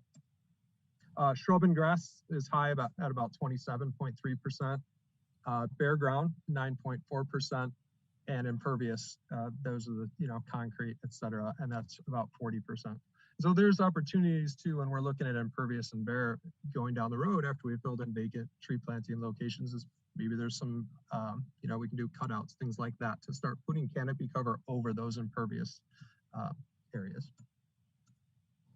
So just moving forward, 2021 and beyond, we're going to continue to grow the urban forest. We're scheduled to plant another 300 plus trees in 2021. This is going to be both through city tree planting opportunities, as well as a partnership that we're working on with SDWD right now. The partnership with SDWD is going to allow us to bring in over 300 trees. And as part of that, as we do our public outreach to ask a resident what type of tree they want in front of their house, they're also going to be offering them a free tree to plant on their property. So potentially we're getting 2 for 1 in some of these instances. So we're going to be able to help increase our canopy coverage, because these number 3,500 that we have within the city for vacant, eventually we're going to run out of that. So we're going to rely on private property to start getting some trees out there. So that's part of why our Arbor Day is giving away trees this year as well. So give away 100 trees to residents, which we're doing this year. Maintain and sustain, that's always going to be important. So continue maintaining of the BMPs, industry standards, etc. And we're currently working on updating the city's admin manual to make sure it is consistent with new practices and standards, because it's been several years since that was looked at. And finally, young tree care. most trees don't live, new planted trees don't live past 8 years old. So our goal in the city is to get them past that 8 years of age. So we have a really strong program that we're monitoring these trees. We're making sure they're getting their appropriate amount of water, et cetera, and taking care of them at a young age. And then start thinking more long-term. So using long-lived trees, plant the appropriate trees in the right locations so that 40 years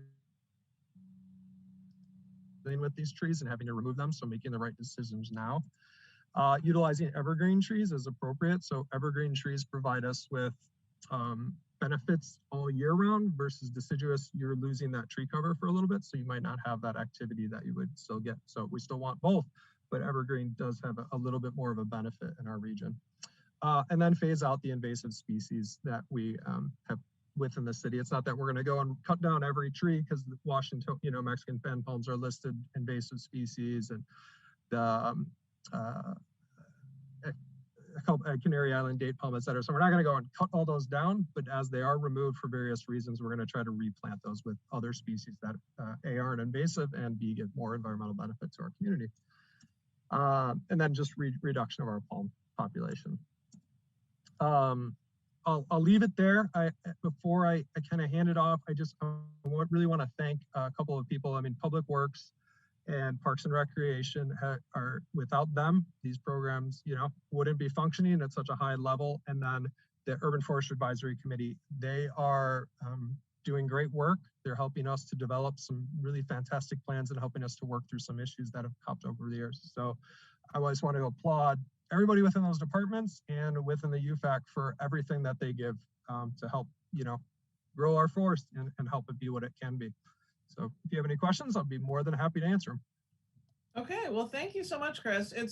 I always love this presentation every year. I'm so thrilled that we have an arborist. I'm so thrilled we have a Urban Forest Advisory Committee now, that we're putting money in, that we're planting trees every year, that we're filling those tree wells that are vacant. This was something that we talked about several years ago a lot, and it's now happening, and it's great. So thank you for all of your dedication.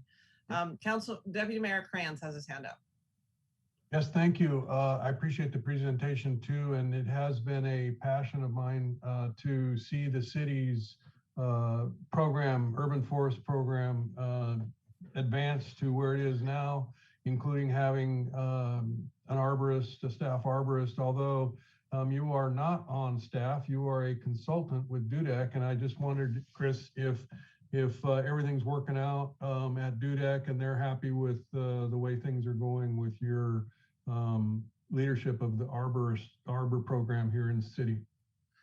Yeah, I mean, everything's going great with us. I mean, our program's going fantastic, and we love working with the city. It's been such a great opportunity, especially for me. I mean, to be within a community and drive by and look at its trees, but to actually be able to assist and manage and help grow them over the years has been fantastic. And we hope to continue doing that for some time, because I think we've set we're starting to build up a really good program within the city, and with your guys' help and the UFAC and everything, we have a lot of momentum now. And I think if we just keep it going, it's going to really thrive over time.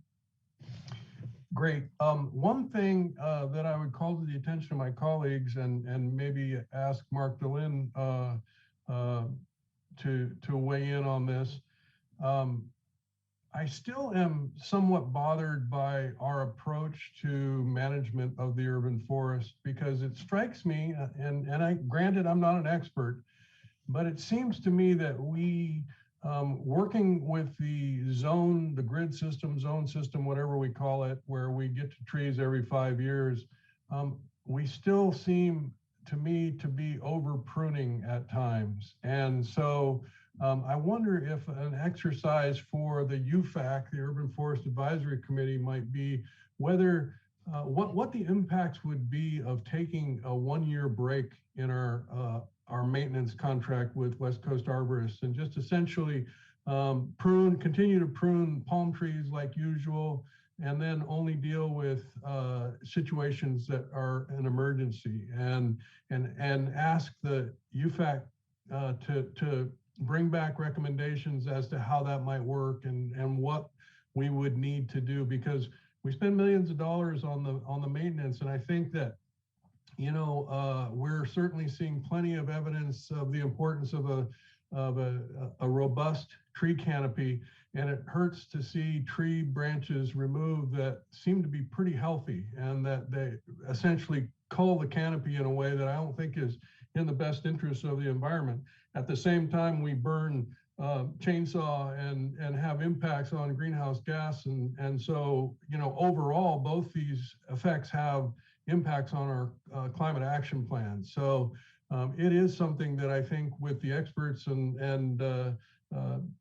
folks who are volunteering on the UFAC committee, it might be a good exercise to imagine what would happen if we took a pause in that contract. And so I would either, maybe the city attorney thinks that we'd need to bring that back on an agenda item, or whether we can give staff direction at this time. But it is something that I would love to hear from that group of experts on. Well, let's hear from Chris on whether you think we're over pruning. Thanks, Tony. There's instances where we do need to prune every year, right? You mentioned palm trees. You mentioned eucalyptus trees, and then there's several other species that we do need to be at every year. Visiting years, I do think that there's room for us to explore expanding that program in minimizing, but there is benefit when it comes to how often these trees are being touched and looked at, and that's associated with the trees. And so there's a certain in it, and I think we need to be cautious and really take a close look at that, what the liability from that sort of system, and maybe move to a more, I don't know, say pruning, something along those lines. So the species we can do on various years, but I think there's an opportunity to cut it out completely. I don't think is an approach, because that could potentially leave the city open to some risk. Yeah, and I can see West Coast arborists are in those. Oh, sorry.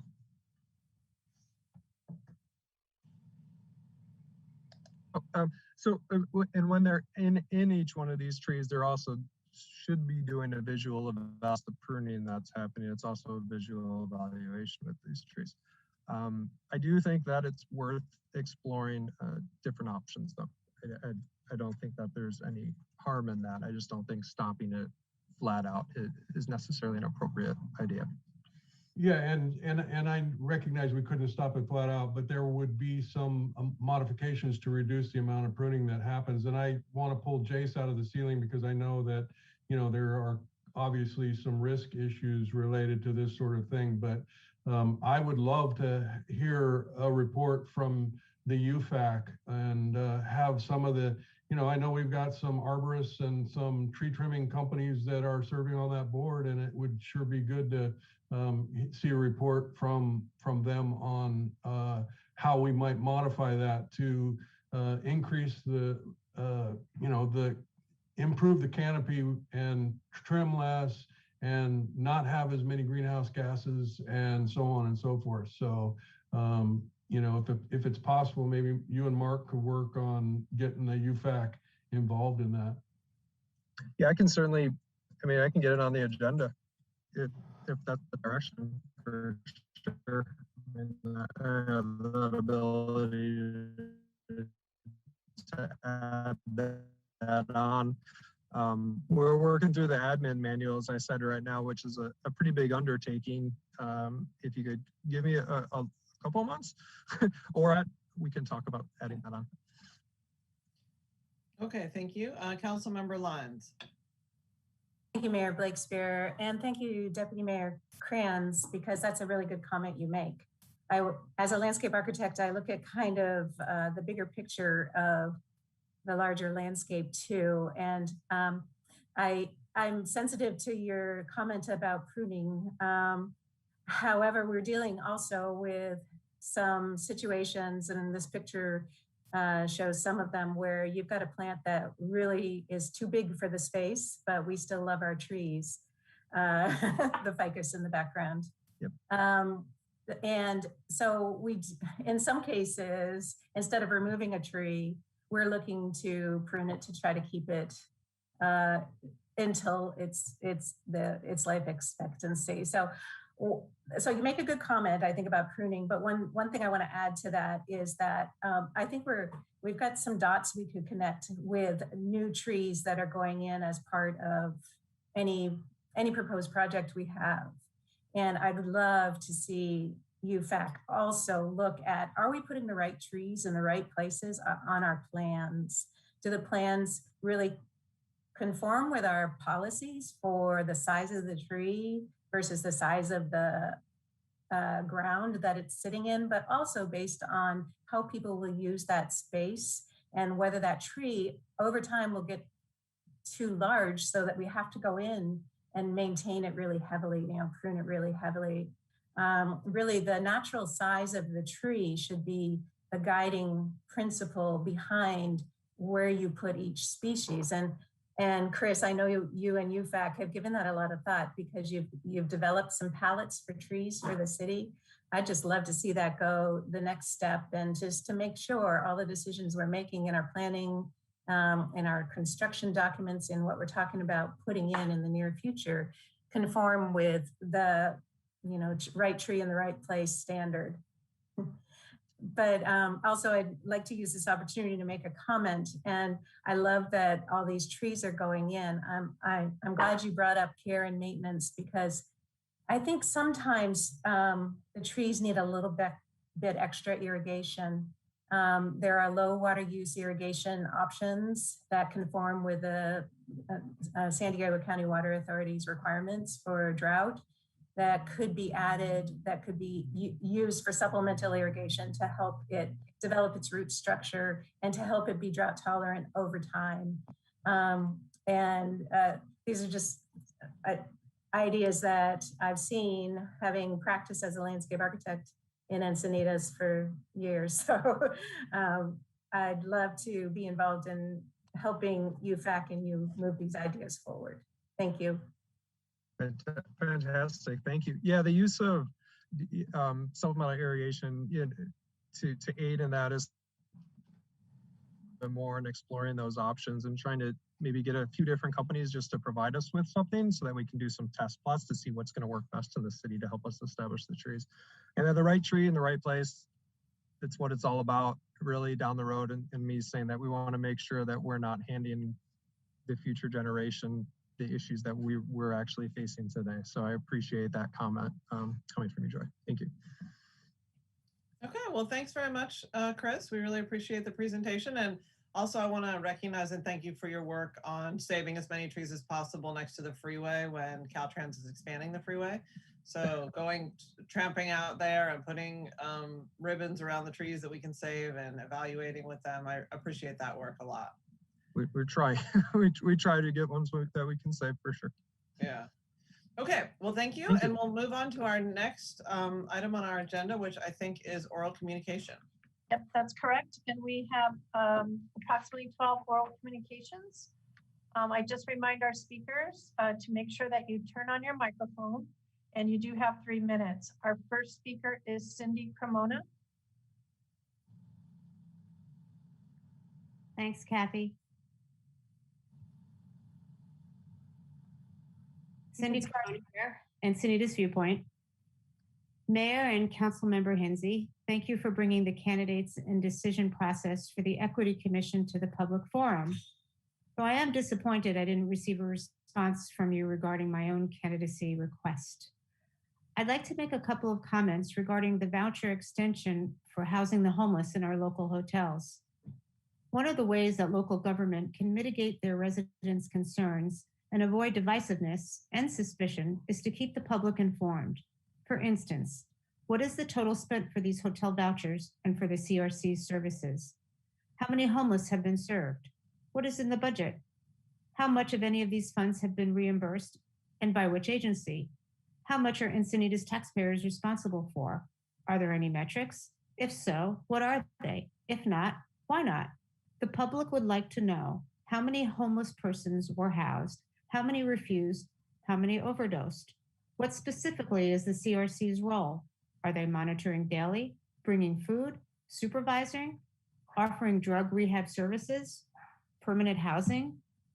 The public has felt blindsided in how the city handles homelessness, crime, the escalating drug problems, and the lack of response by our city leadership. The mayor stated in a recent council meeting that the Leech Tag homeless parking lot would need a new location after its lease expires in May. The public is curious if the mayor has unilaterally decided where this new location would be or if it's going to be a surprise. Again, the public would like details. Where is it moving, if at all, and when? We, the public, would also like to know what the decision to renew the homeless parking lot is based on. Metrics, demand, was the parking lot ever or consistently full? Encinitas residents would like to know where their tax dollars are being spent and why. They would also appreciate being kept informed of changes that affect their community. This is how good leadership builds trust and credibility. Lastly, I hope to hear tonight when we can expect to return to in-person council meetings. Thank you. Thank you. Our next speaker is Patricia Vasquez. Patricia, you can start when ready.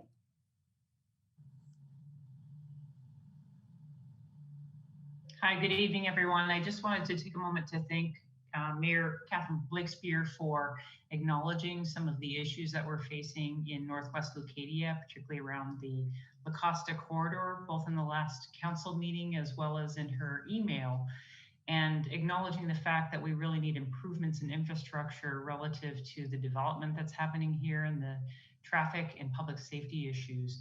And I just want to urge you all, as you're looking at this CIP budget, to ensure that for 2022, we are in fact, as a city of Encinitas, investing in Northwest Leucadia from the standpoint of traffic and public safety. Thank you. Thank you. Our next speaker is Terry Ann Skelly.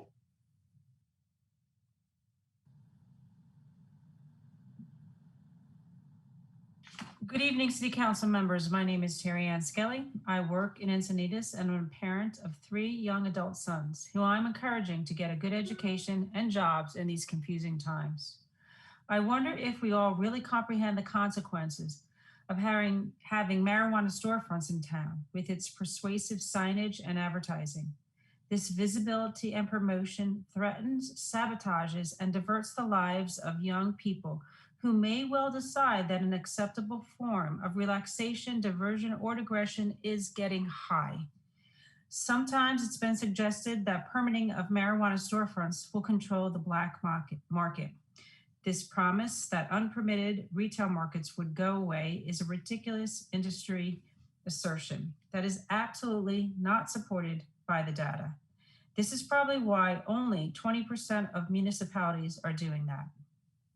In fact, ketchup or mustard or anything? Well, thank you. I didn't know you had that in the oven.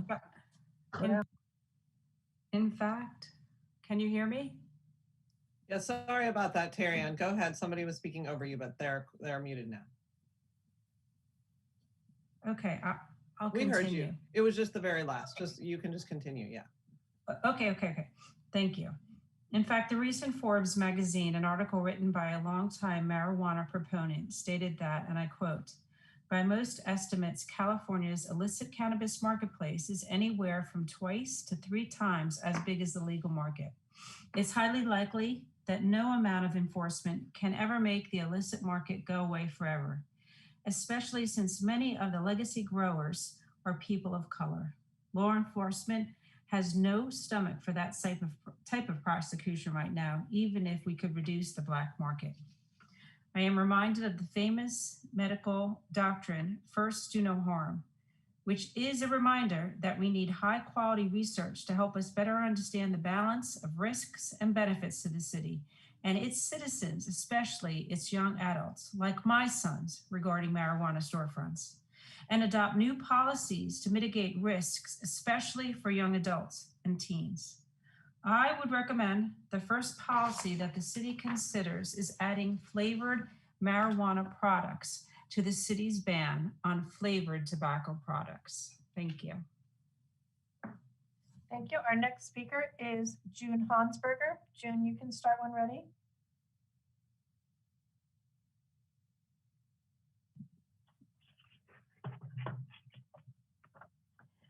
Good evening, Mayor and City Council members.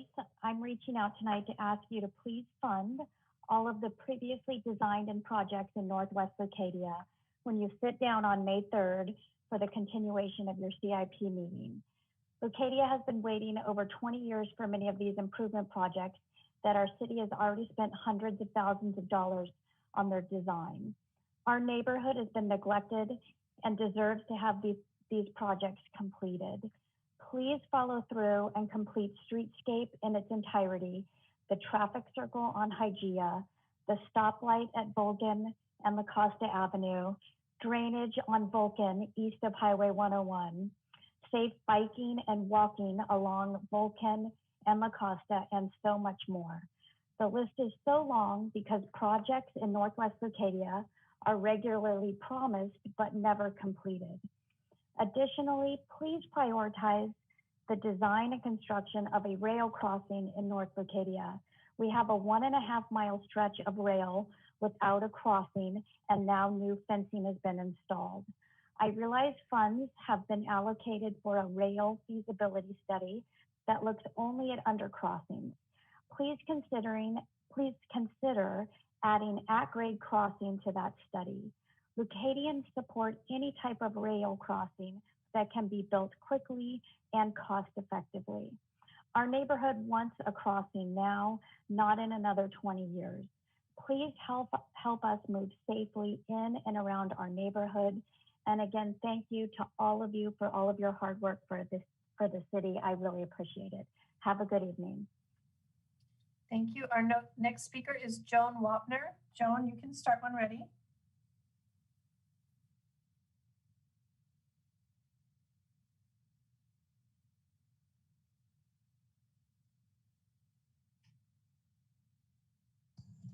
Okay, can you hear me now? Yes, we can.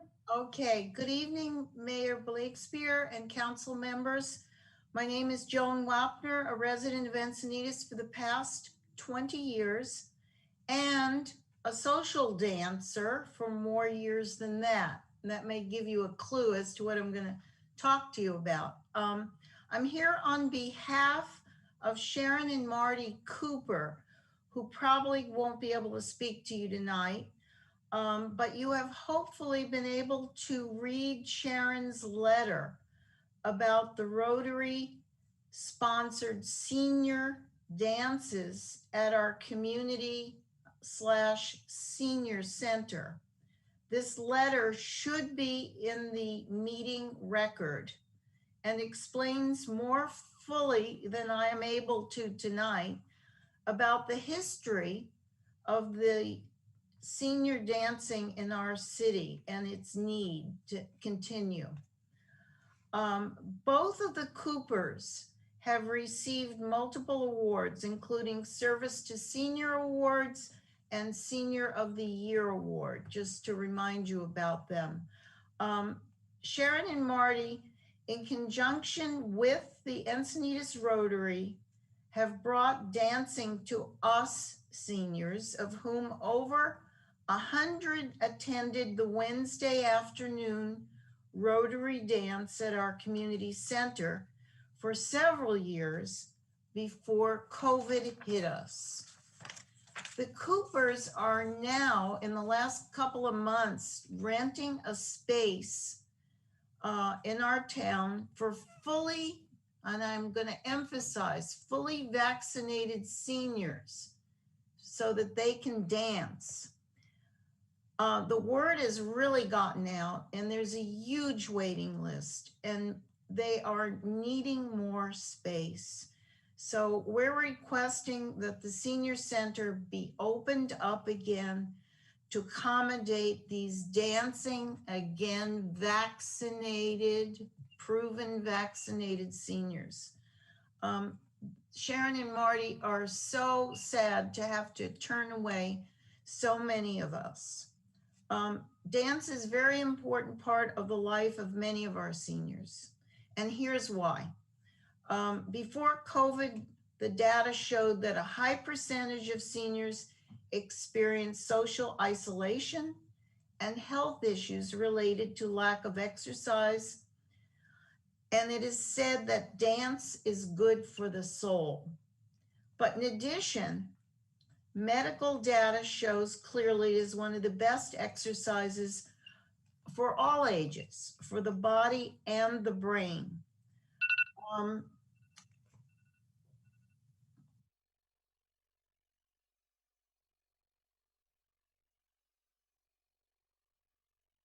Our next speaker is Elena Thompson.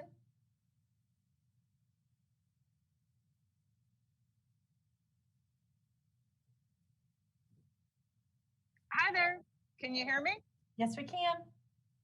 Hello. I hope you are all well. We miss seeing you in person and can't wait until City Hall opens back up, and particularly so all Encinitans can be included in weighing in on their priorities.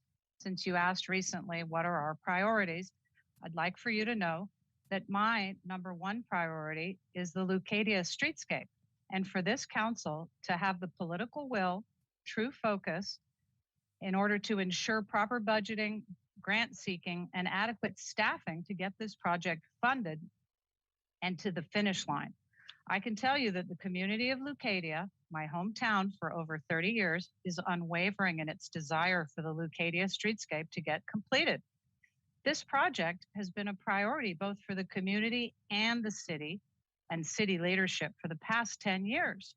Now is not the time to shift your focus or your priority away from the streetscape. The reason the reason the construction costs have increased so much and this project is delayed for 5 years is unfortunate that the streetscape is being unfairly burdened financially with long neglected stormwater work, parking, and other things that have boosted its original price tag. If one were to amortize the number of years, decades in fact, that have passed with Leucadia getting minimal bare bone investment from our city, why they waited for the streetscape, you'd be amazed how much money's been spread elsewhere in the city, and we have received nothing in Leucadia. In fact, Leucadia resembles how it looked 100 years ago, with the downside being aging and unsafe public mobility infrastructure and serious liability issues for the city. I've seen over the years Long Beach build a major streetscape in their downtown, almost 100% funded by grant dollars. Solana Beach, Del Mar, even Vista and Escondido have all successfully funded and constructed their own streetscapes. All the while, we've been waiting for our Leucadia streetscape to take shape. And we're glad that phase one is in action right now. So we must bring this to a close and get this project funded and constructed. And I would urge you all to do whatever it takes to keep it going and find the funds. You can do this in the most cost-effective manner by ensuring prevailing wages are not part of any future contract and putting full focus in Northwest Leucadia first for the next phase, using traffic mitigation funds from the new hotel and adjacent bonus density 210 unit developments coming soon. This would be the responsible thing to do here and now without delay. Thank you for your extraordinary work, focus, and keeping the streetscape a priority. Have a nice evening. Thank you. Our next speaker is Susan Turney. Susan, you can start when ready.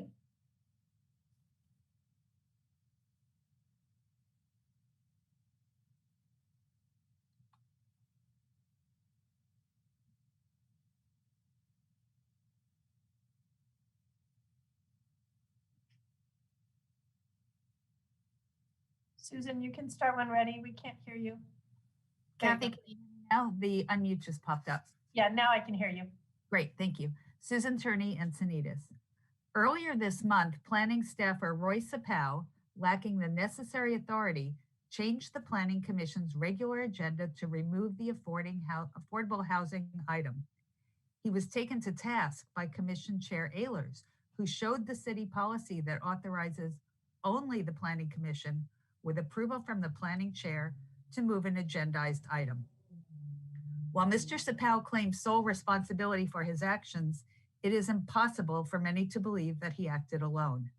Speaking after residents, Commissioner Doyle stated at the last meeting, quote, "I also had a feeling there were politics involved in this," end quote.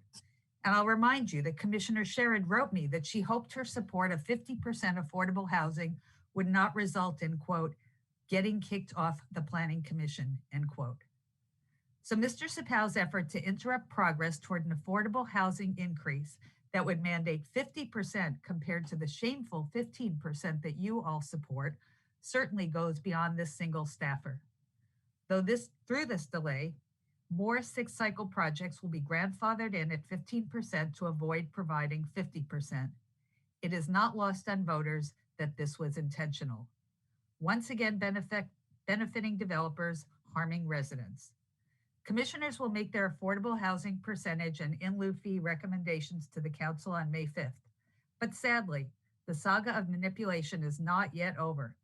Two recently made PRAs, Public Record Act requests, April 9th and again on April 16th, asked for just 6 weeks worth of communications between city staff and housing consultant KMA.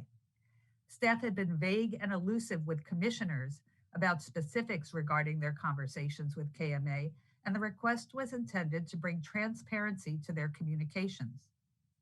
Despite California Public Acts law that states, quote, a response shall be made within 10 days from receipt of the request, staff is now 9 days late in responding. Worse yet, staff says they need an additional 2 weeks to answer. We're talking just 6 weeks worth of communications between a single consultant and the city. This additional 2 weeks is timed perfectly to miss by 1 day the May 5th Planning Commission meeting. Staff's information will be released too late to the public and planning commissioners to review for the May 5th Planning Commission meeting. This latest game playing is further evidence of continued obstruction to progress on the affordable housing front. The city continues to drag its feet, play games, and keep the public and our planning commissioners in the dark. So tonight I have a request to our representatives. Will just one among you step up and direct staff to release the records request information before the May 5th meeting? The public will watch and wait. Our next speaker is Doug Waringa. Doug, you can start when ready. Hi, thank you for the opportunity to speak. First, I want to express my appreciation to the mayor and the city council for acknowledging that infrastructure improvements along the West La Costa Avenue corridor are long overdue and critical. I'd also like to ask that you specifically fund within the 2022 CIP budget those critical safety infrastructure improvements along La Costa Avenue, as well as the languishing Leucadia streetscape for North Leucadia. My wife and I moved to Leucadia 18 years ago. Within a few years of moving, we weighed in at the city's various design review meetings about the Leucadia streetscape, as requested by making comments on 20-foot long project plans down at City Hall. That was more than 10 years ago, maybe 15. It seemed like the project was imminent. We were excited to exchange 1 lane of traffic for wide sidewalks, separate bike lanes, more and organized parking spaces, and a slower speed limit on PCH. We recognize this would both minimize north to south commute traffic throughput that should be on Highway 5, increase local commerce and associated tax revenues, and especially improve safe and biking and walking mobility. Limiting commute traffic will also reduce east to west traffic on streets like La Costa Avenue, which is a sore spot at the moment. More than a decade later, we remain excited about and eagerly anticipate these long overdue features for North Leucadia. Next, may I suggest, given the pipeline of proposed high density developments and critical traffic and mobility issues along La Costa Avenue, that you begin the next phase of the Leucadia streetscape at La Costa Avenue and then work south. I ask that the mayor and city council please prioritize and fund the languishing Leucadia streetscape and safety improvements along La Costa Avenue. Thank you for your consideration. Thank you. Our next speaker is Diane Grace. Diane, you can start when ready. Good evening, Mayor Blakespear and City Council members. We really appreciate your service and your desire to understand how much a clean, safe, and healthy city means to us. I work in Encinitas and my husband in San Diego. I come here tonight to share with you what we are seeing in the city of San Diego as it deals with marijuana businesses there. The number of marijuana impaired drivers has increased per the San Diego City Attorney's press release. Hash oil manufacturing causes explosions every couple of months in San Diego, which has caused death, injury, damaged and destroyed properties, displacement of residents, including children, and diminished air quality, per multiple San Diego Union Tribune articles. Marijuana is a nuisance to residential neighborhoods and small businesses when odor of the product from small personal grows and large cultivation sites permeates homes and neighborhood, per public comment at the City Council. Child poisonings are occurring in homes or schools when drugs or edibles are taken to school, increasing hospitalization per the San Diego medical community. High THC concentrates perpetuates mental health crises, hallucinations, and paranoia, sometimes leading to violence and suicide per the Mental Health Advisory Board. Law enforcement, which does not include minor decoy operations for store or deliveries, per the San Diego Police Department. Rampant advertising and billboards in the most vulnerable neighborhoods, per San Diego's planning groups. Worsening lung health among citizens and increased asthma, especially among children, and susceptibility to lung disease because of the increased smoking and vaping behaviors, per American Lung. Thank you for your time. Thank you. And our final speaker under oral communications is Geraldine Kessler.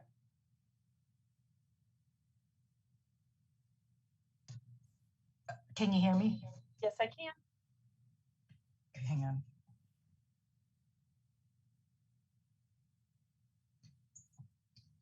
Hello, council members and mayor. I just want to say that I'm fairly new at this process, but why do I feel like every time I speak, it reminds me of speaking to my children when they're disobeying me? Please let me get out of this cycle of nonsense. I want to speak to you only by praising your service, but unfortunately, it's impossible currently. I've been looking over the Encinitas City's website lately just to educate myself, and I have noticed two items that are on it. First off is that Encinitas has voted the tree capital for several years in a row, but yet you are willing to give the Staver project on Melba the freedom to knock down a grove of treasured Torrey pine trees if it will satisfy your housing element needs.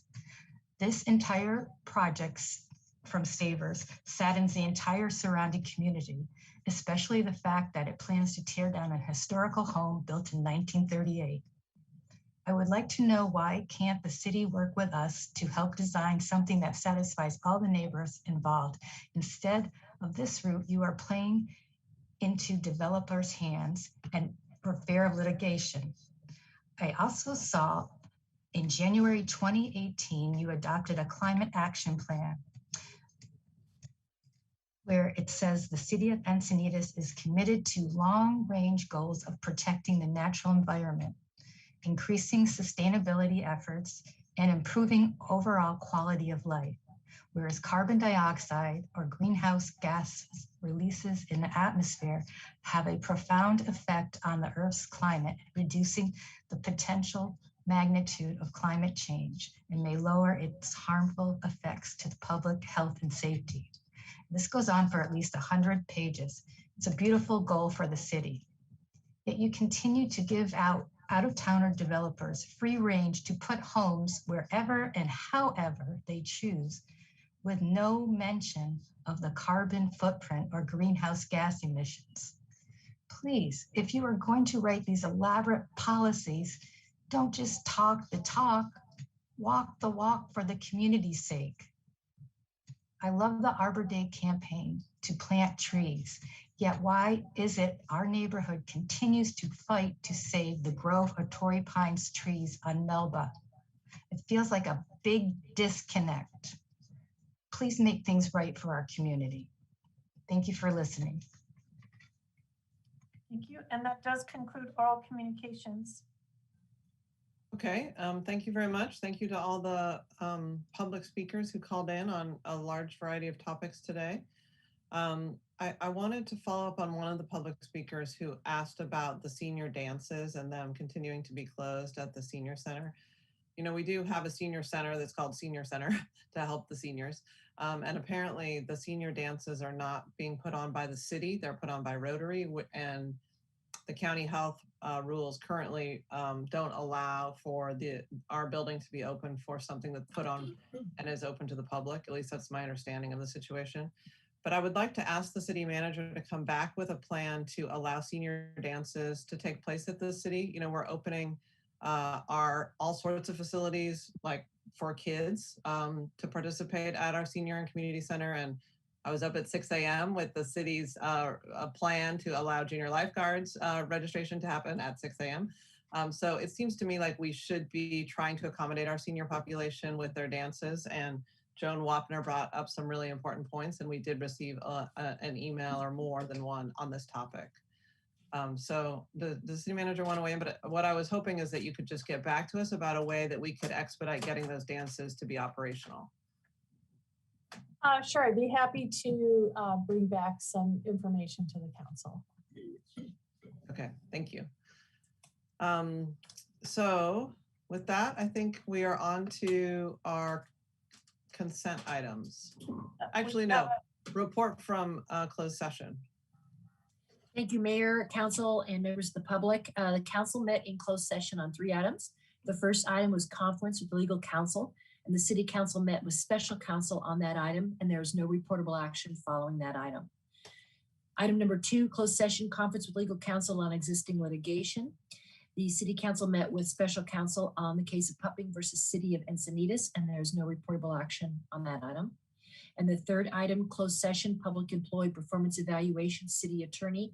The council met on that item, and there's no reportable action on that item. And that concludes my report outs from closed session. Okay, thanks very much. So now we have the consent, or do we have any changes to the agenda? There are no changes to the posted agenda. And then moving to consent calendar, items 8E, 8J, and 8K have been pulled by a member of the public. Okay, I'd entertain a motion on the balance. So moved. I'll second that. Okay, let's go ahead and vote. All right, Councilmember Hensy? Yes. Councilmember Lyons? Yes. Councilmember Mosca? Yes. Deputy Mayor Krantz? Yes. And Mayor Blakespear? Yes. Motion carries unanimously. We'll move to the first item, which is item 8E. And that item was pulled by Elena Thompson. And I believe, Elena, you wanted a staff report, is that correct, on all 3 items? That sounds great. Okay. All right. Can everybody hear me all right? This is Project Planner Jennifer Gates, and the item before you is the ratification of amendments to the Memorandum of Agreement with the County of San Diego Health and Human Services Agency and the Memorandum of Understanding with the Community Resource Center for the Temporary Emergency Motel Voucher Program for the COVID-19 response for emergency non-congregate sheltering to extend the program through June 30th, 2021. So city staff has been continuing to work with the county as well as CRC on our emergency motel voucher program. And currently there are 13 households that include 17 individuals that are part of that program. And about half of those are also participating with the Opening Doors or homeless prevention and intervention funding and looking for that permanent housing. The program, in communication with the county, they would like to extend the program through June 30th, and our previous contracts had expired. We're going to expire on March 31st, And we received that contract or the memorandum of agreement from the county at the very end of March to extend that program. And this is to allow more time for case management service, as well as to find these permanent housing placements for participants in the program. There has been a slight modification to the contract, the MOA itself, and it was to specify exactly what the county is expecting from us, and therefore CRC, as far as what that housing plan looks like, and to make sure a number of items were identified for these individuals. And so the CRC staff is currently working on that and should actually be completed this week with those plans for each individual. Most of the information was already there, just is going to be in a new format for them. And so tonight is just staff is recommending the ratification of that memorandum of agreement with the county, as well as the memorandum of understanding with Community Resource Center. And that concludes staff's presentation. And then are you ready to hear from the public speaker, Mayor? Yes, definitely. Elena? I have no public comment. I wanted to hear that staff report and just better understand where these funds are coming from to pay for this, particularly when we're out of funding to pay for key safety and mobility projects. Thank you. Councilmember Kranz. And this is a part of our homeless action plan. This program is COVID response. So we are working with individuals that are meet FEMA qualifications. So they are seniors and or have health concerns that make them extra susceptible to COVID.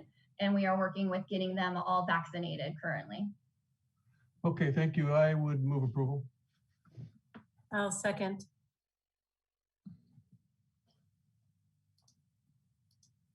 Councilmember Hensy? Yes. Councilmember Lyons? Yes. Councilmember Mosca? Yes. Deputy Mayor Kranz? Yes. And Mayor Blakespear? Yes. Motion carries unanimously. We now move to item 8J.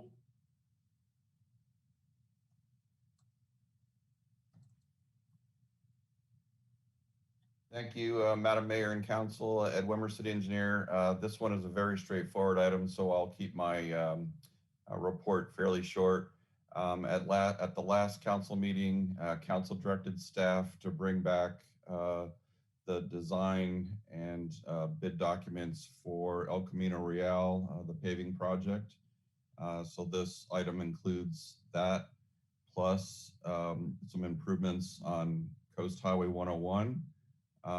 So the Coast Highway 101 improvements include an additional northbound lane on 101 for bicycles, changes, modifications to bicycle buffered bike lanes on the south side, modifications to the sharrows, various included improvements to enhance the bicycle and pedestrian experience on 101. And then the slurry will enhance the paving, and the assessment was done on 101 to provide some improvements out there, considering the timelines involved potentially for future phases of streetscape. And the item before you is to approve the plan specifications. There is a design immunity resolution that is brand new, and with that, stand by for any questions. Okay, thank you. I was actually curious about the northbound bike lane. Can you describe that? What is new? What is newly being added with that part?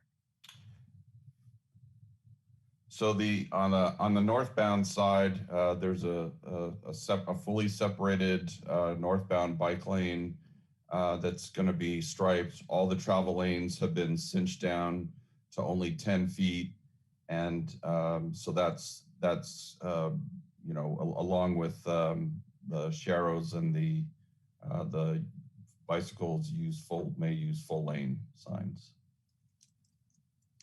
Okay, Councilmember Kranz. Thank you for the presentation and for moving this item forward. There's some significant work being done on Highway 101 right now in the vicinity of El Portal and further south as the storm drain is buried. And so they're tearing up a lot of pavement and road bed. And I think that the stretch that they're on right now is part of the streetscape plan, but south of Marchetta to A Street is not at this time scheduled to be a part of streetscape, and there will be some digging up of the street in that stretch. Will the pavement be replaced and installed prior to the slurry sealing? We're going to try to time, so there's two elements to the project, and we're going to work with the contractor to try to have the slurry happen after the work is done with the current contract. And ideally, we would get the earmark funds from the federal government to do the A Street to Marchetta segment first. Yeah, I think the council is aware. Congressman Levin did submit our project for the next step. So we've already crossed the first hurdle. And so we got the first bit of good news, but we haven't crossed the finish line yet. So we are hopeful. Okay, thank you. Well, I would move approval. We Second. do have a speaker. Ed, I hope that you're able to work your magic and make sure those bids come in under where we're expecting so that we can get all of that work on El Camino Real and the 101 done as quickly as possible. Fingers crossed. I think we have a public speaker, Elena, on this, right? Yes, Elena. Oh, hi again. Hey, promise, this is the last you'll hear of me tonight. I'm sorry. But on the subject of mobility, I do applaud the interim measures with the striping on the 101 corridor in Leucadia. And it is highly needed, this northbound bike lane. Of course, southbound is more critical, but we'll take whatever we can get. We're pretty desperate up north. Two key points, however. Number one, I would urge you to start the striping at the north end of Leucadia. Once again, any work you're doing, start at the north end, help the people out up north who need improvements, and fix the road there first and then head south. And number two, I suggest having another set of eyes on these designs, an expert at mobility to fully review the proposed design, both for the 101 and El Camino Real. There appear to be some issues with the drawings that only an expert set of eyes can pick up on to ensure that the city's investment is in fact safe and functional. With ongoing development in our town, we really want to make sure that the improvements and striping projects are done correctly the first time, particularly because there have been many issues in the past. And once again on Leucadia Boulevard, where recently our good friend Jennings Worley was killed while biking on November 28th in the bike lane, only later to have the flawed design modified. So what we want to do is get things right the first time to the extent that it's possible and avoid liability for our city and focus on safety because it really is a matter of life and death. Thank you. I'm done. Okay, thank you, Elena. We did have a motion on that item from Deputy Mayor Kranz. Okay, we have Councilmember Hensy with her hand up though, so hold on a sec. Okay. So just a few comments on this. I'm happy to see the refresh because we definitely need the green paint refreshed on those sharrows and some of the lines to be made more clear. And while we're out there, there's just a few comments that I hope will be taken under consideration between now and the time that the contractor is out there and actually doing the work. So I'm really happy to see the addition of a northbound bike lane. And I hope that we can take every effort to make sure that that's a buffered bike lane throughout, because I think there are some places where we have the room and I don't currently see that buffer there. We have a new activity, especially due to the parklets there on Highway 101 between Valentina Restaurant and the market space that's going to be opening soon. And so I'm hoping we can just add one continental crosswalk to Europa so that cars who are accelerating after the light know that if they're going to make a turn, they're likely to encounter pedestrians in that crosswalk. It'd be helpful to refresh the curb, the red curb in that intersection as well, because it could use it. And then something that might be a little bit more difficult, but hopefully still within the scope of this project, is to consider if the MUTCD gives any guidance for us how to indicate that a bike lane's ending and that a Sharrow lane is beginning, because that northbound portion of Highway 101 could really use it. We just have one sign that's posted on the side of the road, but if there's any way to indicate that the bike lane's ending in Carlsbad and that it's going to transition to the Sharrow, that would be really helpful for the bikes and for the drivers. And then there's a portion in that same stretch there's just a few on-street parking spots, maybe 3. And I hope that we can consider just removing those 3 parking spots, because it's not providing that much extra parking, and it would provide a lot of safety for the cyclists. And then also, what would be really important is to coordinate with the property owner at 1900 North Coast Highway 101. That's where Roberto's Taco Shop is. And that's one of those areas where we just have the sea of asphalt, and we have cars that just enter it willy-nilly and they back out, and they're not really paying attention to the fact that there's cyclists on the road. So if there's any way that we could work with that property owner to get his lot restriped to do reverse angle, it's a pretty long stretch and it would have a good effect. And then the last thing that I would ask we consider is that we stripe somehow to create the bike lane approaches that go into the Leucadia Boulevard intersection. I've seen a plan before. I think it was when we were considering doing a class 2 bike lane on Highway 101 in the southbound lanes, that incorporated those bike lanes just so that if you're queuing as a bike, you've got the spot to queue and you can make it through the light to the next bike lane on the other side. So those are the main things that I'm hoping we can consider. I know that we don't want to make the project a lot bigger and take a lot longer, but those seem like they're low enough hanging fruit that we could possibly accomplish that in the same contract. Okay, thank you. So let's go ahead Mayor, and vote on this. Mayor, we do have one more public speaker. Okay. Sorry about that. Nicholas Harth.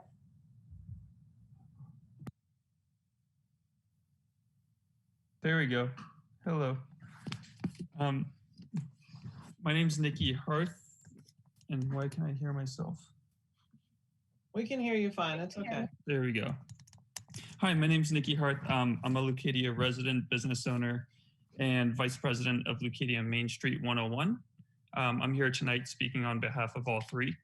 I believe City Council should reconsider the staff's recommendation on agenda item 8J of restriping improvements on North Coast Highway 101. The Leucadia 101 Main Street believes that this would be a missed opportunity to integrate a more holistic design that incorporates the North Coast Highway 101 streetscape safety and design elements, including expanded bike lanes, lane diet, parking, and multi-use paths. As for timing of the road slurry and construction on the road, as a business owner, I plead that you do not do road work on the 101 during the summer months. This would be negatively impactful on the local businesses, as we know how traffic can get through the Leucadia corridor. On another note would be that we support City Council and City staff to move forward on funding streetscape as one package rather than getting funding through phases. Funding this through phases runs the risk of it becoming an incomplete project that gets left behind. Thank you for your time and consideration. Thank you. Mayor, and that does conclude speakers on this item. And then we did have a motion by Deputy Mayor Kranz for staff recommendation. Did we have a second? I did not have Thank you. Mosca's the second. Councilmember Mosca, second. Okay, let's go ahead and vote. May I ask a question? Yes. Does that include Councilmember Hensey's comments? I mean, Councilmember Hensey's comments are comments more than they are direction. So, you know, I think the motion is on what's on the table, and Ed was there and heard the comments. Thank you. Councilmember Hensey? Yes. Councilmember Lyons? Yes. Councilmember Mosca? Yes. Deputy Mayor Kranz? Yes. And Mayor Blakespear. Yes. Motion does carry unanimously. And that takes us to item 8K.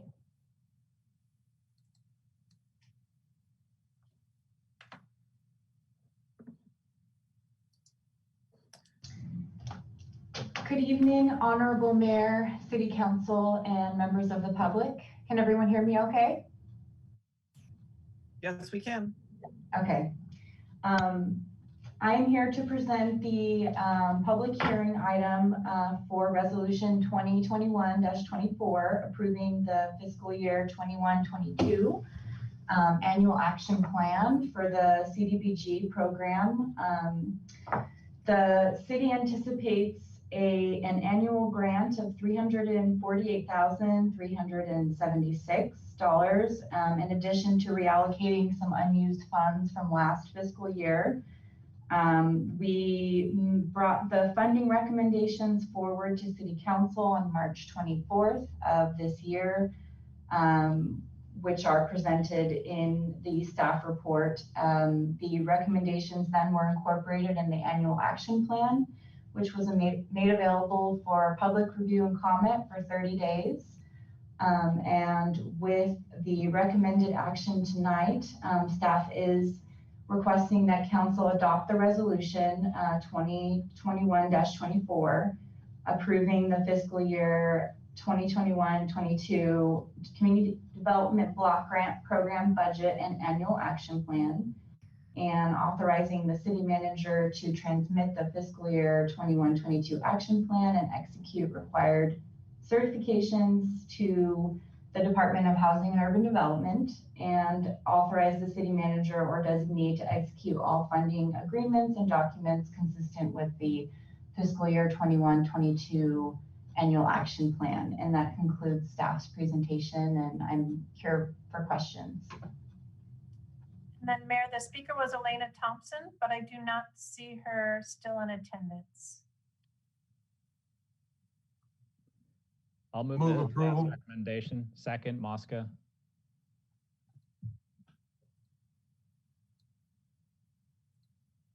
Okay, Councilmember Hinsey, Yes. Councilmember Lyons, Yes. Councilmember Mosca, Yes. Deputy Mayor Kranz, Yes. and Mayor Blakespear. Yes. Motion carries unanimously. That takes us to item 10A, which is the Encinitas Equity Committee applicant interviews and appointment.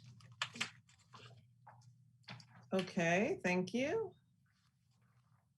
So we have an equity committee appointment process here.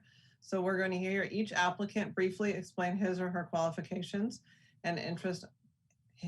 We're going to hear his, her, or they qualifications and interest in serving on the Encinitas Equity Committee. So do we have the speakers? Yes, we do. Our first applicant is Allison Blackwell. And I just remind all the applicants, you are able to share your video, and just make sure that you do unmute your microphone, and you have 3 minutes. Hey, I think I can be seen and heard, I hope. Hi, everyone. I'm Allison Blackwell. I'm really honored to be considered for this equity committee in Encinitas. When I read about the launch of this in one of Mayor Blakespear's emails, I jumped on the chance to apply because I think it's something special that this community needs, and also where I could do something important in applying my background in a locally important way. So before speaking to my background, I thought I would talk about a realization I had a couple of years ago. We moved to Leucadia in 2013, and we live on Hillcrest Drive. So at the corner of Vulcan and Hillcrest, there was this small apartment complex. And in that apartment complex, there were many multi-generational families, mostly Mexican or other immigrants. The rent was pretty affordable, and the building was getting run down.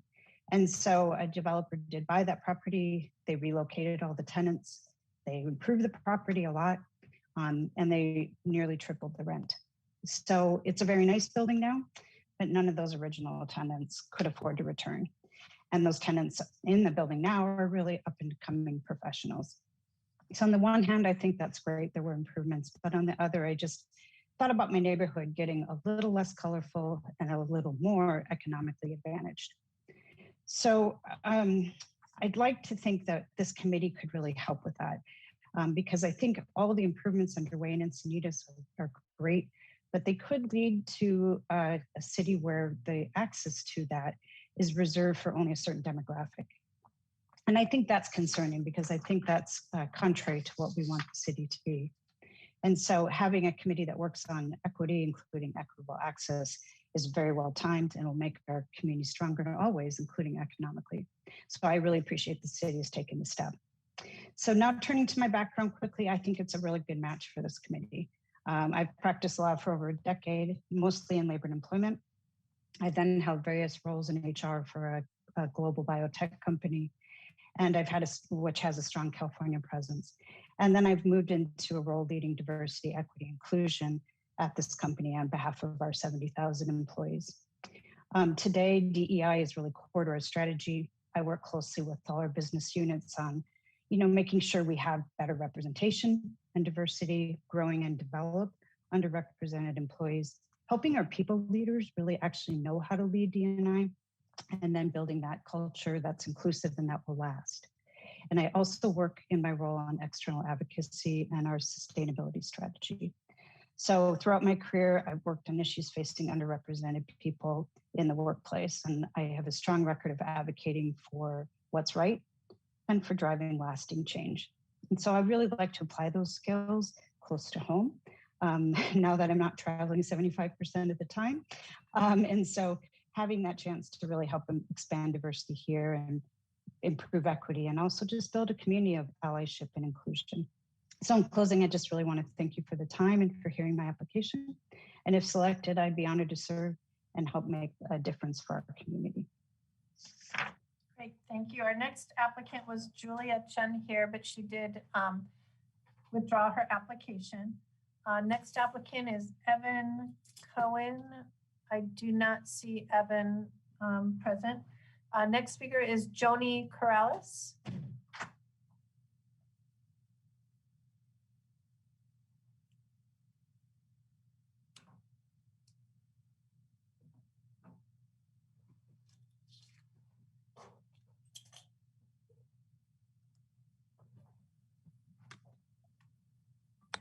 Hi, can you hear me? Yes, we can. Hi, my name is Joni Corrales, and I'm pretty honored and excited that you invited me to interview for your Equity Commission Committee. Thank you very much. I've lived in Leucadia and the Encinitas area for over 51 years. So I've seen a lot of changes in my community, from demographics to affordable housing, which in turn affects the transportation, things like the streetscape, public education, and of course, climate and racial justice. I consider myself someone who's had boots on the ground running for most of my adult life here in this community. When it comes to truly caring about equity, community members and families of this very special and unique city that we live in, I want to let you know that I have a very vested interest. My community involvement is one of the things I'm most proud of. That, and of course, my children. And some of my background is going way back to the very past. My love for getting involved with community started as a teenager at San Diego High School, where I volunteered in the special education classrooms after school, helping tutor our special education students. Involved in ASB, organizing groups of my fellow students to feed the migrant workers in the campos that were out on El Camino Real. That was a whole another city behind those bushes on El Camino Real before the homes went up. And to also fund things like assisting with several of the first Encinitas flower festivals. If you've lived here a long time, you'll know what those were. And to the present of taking a leadership role as the outreach coordinator for the last 20 plus years at my school site, Ocean Knoll. I was instrumental this year in coordinating the community food drive for all the Encinitas school students and for the citizens in Encinitas during this last year and this crazy pandemic. Again, boots on the ground. As some of you may know, Oceanola is the most diverse school in the community, and it's the reason why I choose to be there. I work with homeless families that are housed at our local shelter, assisting them with obtaining resources that they need, and also with our newcomer families that are seeking asylum from other countries and guiding them through the processes of moving into this community. I feel I'm pretty well versed in the groups of socially and economically impacted families in this area, and also members of this community that need to be seen and heard and be part of more equity. As an Encinitas Union School District office manager for 24 years, I've watched a few generations of students grow from kindergarten into adulthood. In my own neighborhood and in my school neighborhood, there are multi-generational families living in one household because they are not able to afford housing in the city where their parents and themselves have grown up. So to be a part of the bigger discussion, how we can make this area more equitable for our second, third, and fourth generations of Encinitas is extremely important to me. Although I've not started my own nonprofit. I'm sorry to interrupt you, but we try to keep the same amount of time. Okay. So thank you for your comments. Thank you so much. Our next applicant is Sarah Langhill.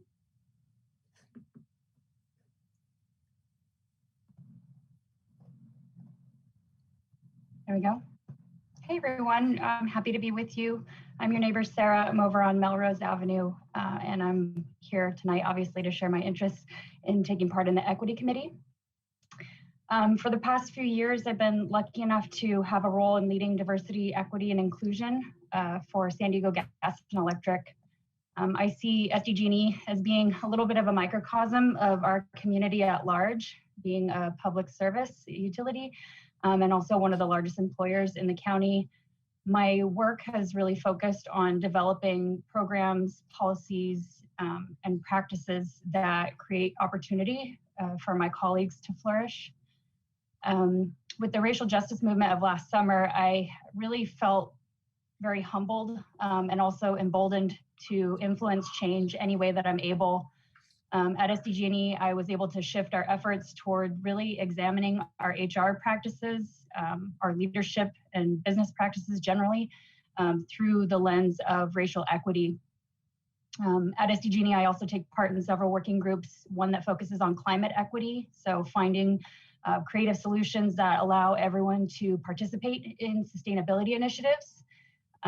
That also prioritizes people who are or will be disproportionately impacted by climate change based on things like their socioeconomic status. I'm also part of an employee disability access working group that looks at access and awareness education for not only our employees, but also our customers as well. Outside of my day job, I spend a lot of time researching and reading kind of forward-looking approaches to my work. I'm also the co-founder of 2 local initiatives here in Encinitas that support the community through the COVID pandemic. It feels like these days, every day there's a new situation that kind of comes up that proves that our work is kind of far from over to me. There's so many barriers that keep us from operating on a level playing field. Things like race, access to education, socioeconomic status, people experiencing homelessness, those with disabilities. I really feel fortunate to wake up in a place that has such natural beauty. And when I think about a place that I want to spend my time or raise my family, I envision a place that values life, that loves our planet, and that offers, I think like Allison said, the opportunity for a colorful and multicultural community to really enjoy the incredible and very finite experience of being alive. I think, change can start locally, and I would really look forward to helping us pioneer best practices in social justice, similar to the way that we've pioneered climate and sustainability initiatives, the things that Encinitas is known for. Thank you so much. Thank you. Our next applicant was Joan Lobin, but she withdrew her application. Next is Jeff Morris. Jeff, you can start when ready.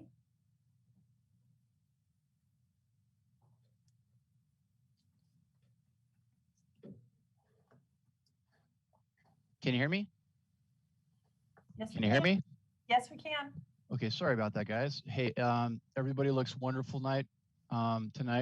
My name is Jeff Morris. I've lived here for over 30 years, and the reason that I want to serve on the Equity Committee is because I believe I have kind of an unmatched real-life experience as it relates to this issue. I grew up smack dab in the middle of LA's South Central communities with no family, no home, no guidance, no anything, but I was able to overcome all of these obstacles. A committee is only as good as the people that serve on the committee, and I believe in order for the committee to have credibility, the committee needs to have someone who grew up in these kind of conditions and was able to make it out, and that's exactly what I did. For a committee to be fully effective, there has to be people that can relate to the needs and also provide success stories. I have a blueprint on exactly how to be successful, and guidance is critical. I live this. I'm not like out helping people. I mean, not helping people, but let me quickly go through this. To be honest, I do believe in a lot of the policies that are going on here in Encinitas. I'm a Democrat, but the methodology is confusing for me. Everything I've accomplished was self-taught, and I never had anybody to ever help me or offer me any guidance. Having been in this position, I believe the most important thing for being successful is to have guidance. I could have saved many years of frustration if I had parents or someone to help guide me. I made so many mistakes, I can't even count on making them today, but I've been able to overcome most of my obstacles in life. I'm 100% in favor of Encinitas becoming more welcoming to other groups. In fact, I absolutely support the project that's being built by my home by Leucadia and the Five. Now, these groups that we will want to help, they still have to put forth effort and be able to enjoy this wonderful beach community. And that's where I have another advantage. I was in mortgage finance for many years, and I'm an expert of dealing with finances. When someone is buying a home, they need to know that they can afford it, cost of living, how to save, what, and so forth. So I have that entire skill set. What I frequently notice in our fairly segregated town is many don't know what it's like to live on the other side of the tracks. Many of these people rely on media or stories to form their own opinions. I lived on the other side of the tracks. I already know about it. In fact, I'm so connected that I constantly go back to my old neighborhoods and reconnect with people that I haven't seen in ages. In fact, I just took my son and his friend, both to Compton, Skid Row, and Venice, just so they can see, because it's something I'm passionate about. When you have a mixed neighborhood, everybody benefits and everybody becomes a bit smarter. When you live side by side with other groups, you become friends and you grow to understand them better. There's less guessing what someone is like, and there's more involvement, and you grow up together, and all these questions and everything never become an issue. If I'm chosen, I promise you this committee will be the best committee in California, and we will be a shining example for other cities to follow. Thank you very much. Thank you. Our next speaker is Mario Ordonez Calderon.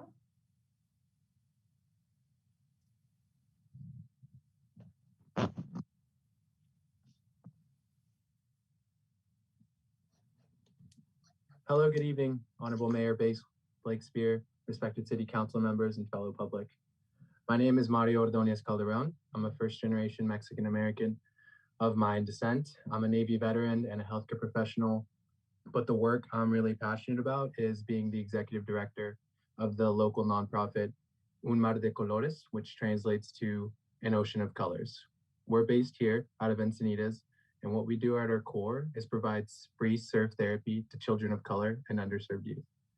Our 30 participants include youth from Ocean Knoll Elementary and surrounding schools, and it's been a beautiful thing creating a welcoming space in the ocean that celebrates diversity while fostering community. It would be my honor to serve on the Encinitas Equity Committee, and I'm here because I love and admire the culture, charm, and community one can find here. Yet I recognize where it might be able to improve. And I just want everyone to have the same sense of belonging I found when I moved to this place 6 years ago. Most importantly, I want it to be a place I'm proud to raise my future family in. And I believe this committee is a step in that direction. So I'd be happy to be a part of that positive wave of change. Thank you for your time and consideration. Thank you. Our next applicant is Raquel Pfeiffer.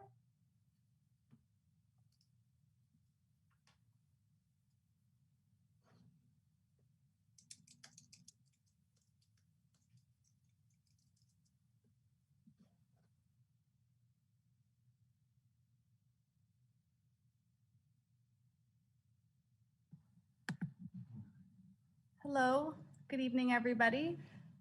I think my video is going to connect, but can you hear me? Yes, we can.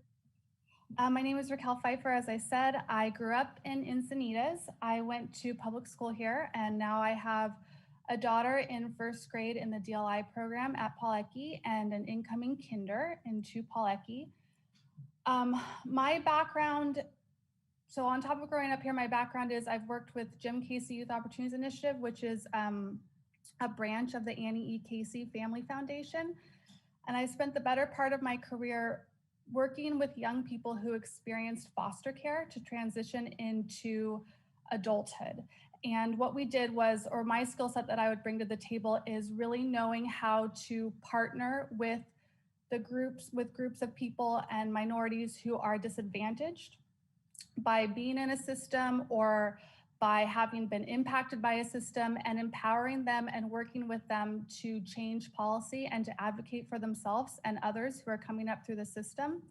So not only have I trained young people and also different members of communities such as public service agencies, educational systems, child welfare agencies, housing agencies, to really work together to bring people to the table to share their stories in a way that makes sense to them and also empowers them and gives them a space at the table.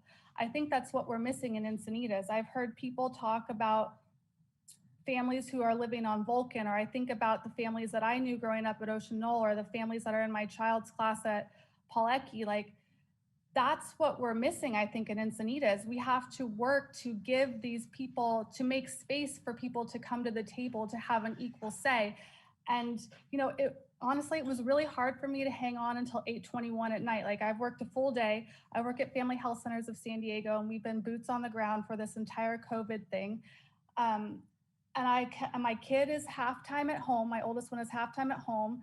And I had to put them to bed and make dinner. My husband works at night. Like, it was hard for me to be here, to have a say. Like, I can't imagine what it would be like for people in my child's class whose parents are unemployed because of COVID or for other reasons, are not able to read in English or Spanish in whatever language, have not great access to technology. Like, I think that's what I can bring to the table, is that I have partnered with populations that have historically been kept from places like this. And if we want Encinitas to be an equitable community, we need to bring people to the table to have their say, and they need to be empowered to have their say, and they need to be given spaces in a way that makes sense to them. I think about my job now at Family Health Centers of San Diego.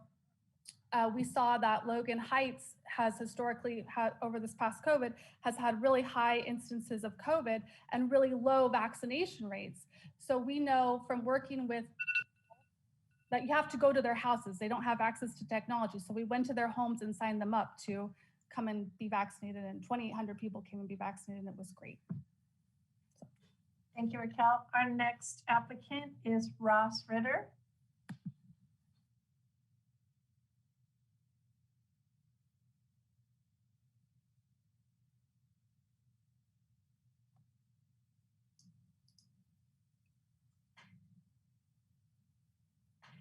Hi, my name is Ross Ritter, and I've lived in the Cardiff Encinitas area for over 27 years with my husband.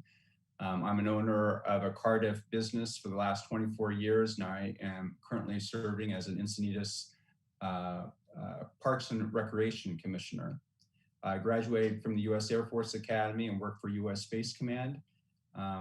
As a member of the LGBTQ+ community and a strong advocate for equity, I'm sensitive to the needs of the minorities and dedicated to a more inclusive and accepting culture for all.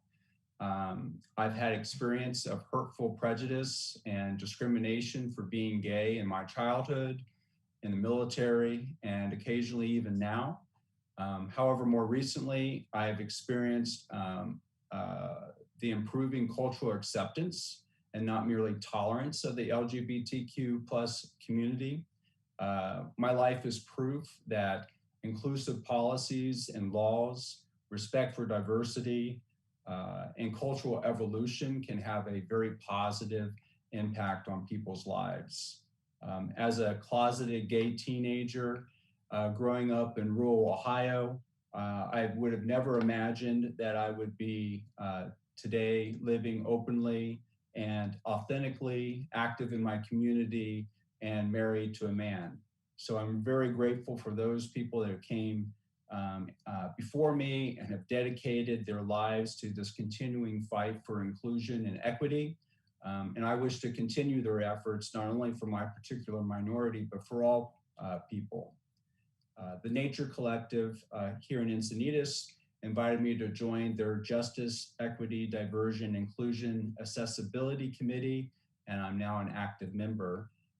Their committee has very similar goals and objectives as the Encinitas Equity Committee.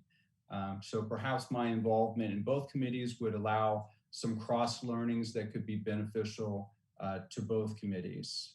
Likewise, my involvement in the Encinitas Equity Committee could provide valuable input in my role as a commissioner for the Parks and Rec Commission.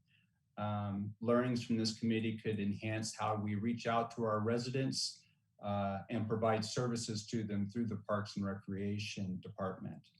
I look forward to the opportunity to add my voice and passion to help foster a more diverse, equitable, and inclusive community. Thank you so much for your consideration. Thank you, Ross. Our next applicant was Rob Reardon. He's unable to attend, but I did forward you an email from him earlier today. So our next applicant is Robin Sales. Robin, you can begin when ready.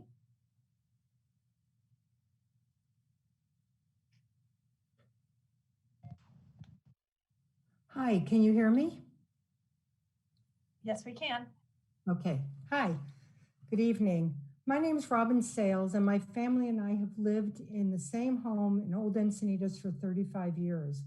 I'm a parent of 2 adult daughters and a CASA volunteer. I'm a social justice advocate and believe that I can contribute to our city by participating in the Encinitas Equity Committee. My 42 years as a bilingual social worker has given me knowledge, compassion, and understanding that I use now in my activist work. I believe these skills will be a strength in my service to the committee. One of my first volunteer experiences in Encinitas in 1990 was to co-facilitate a group serving migrant women.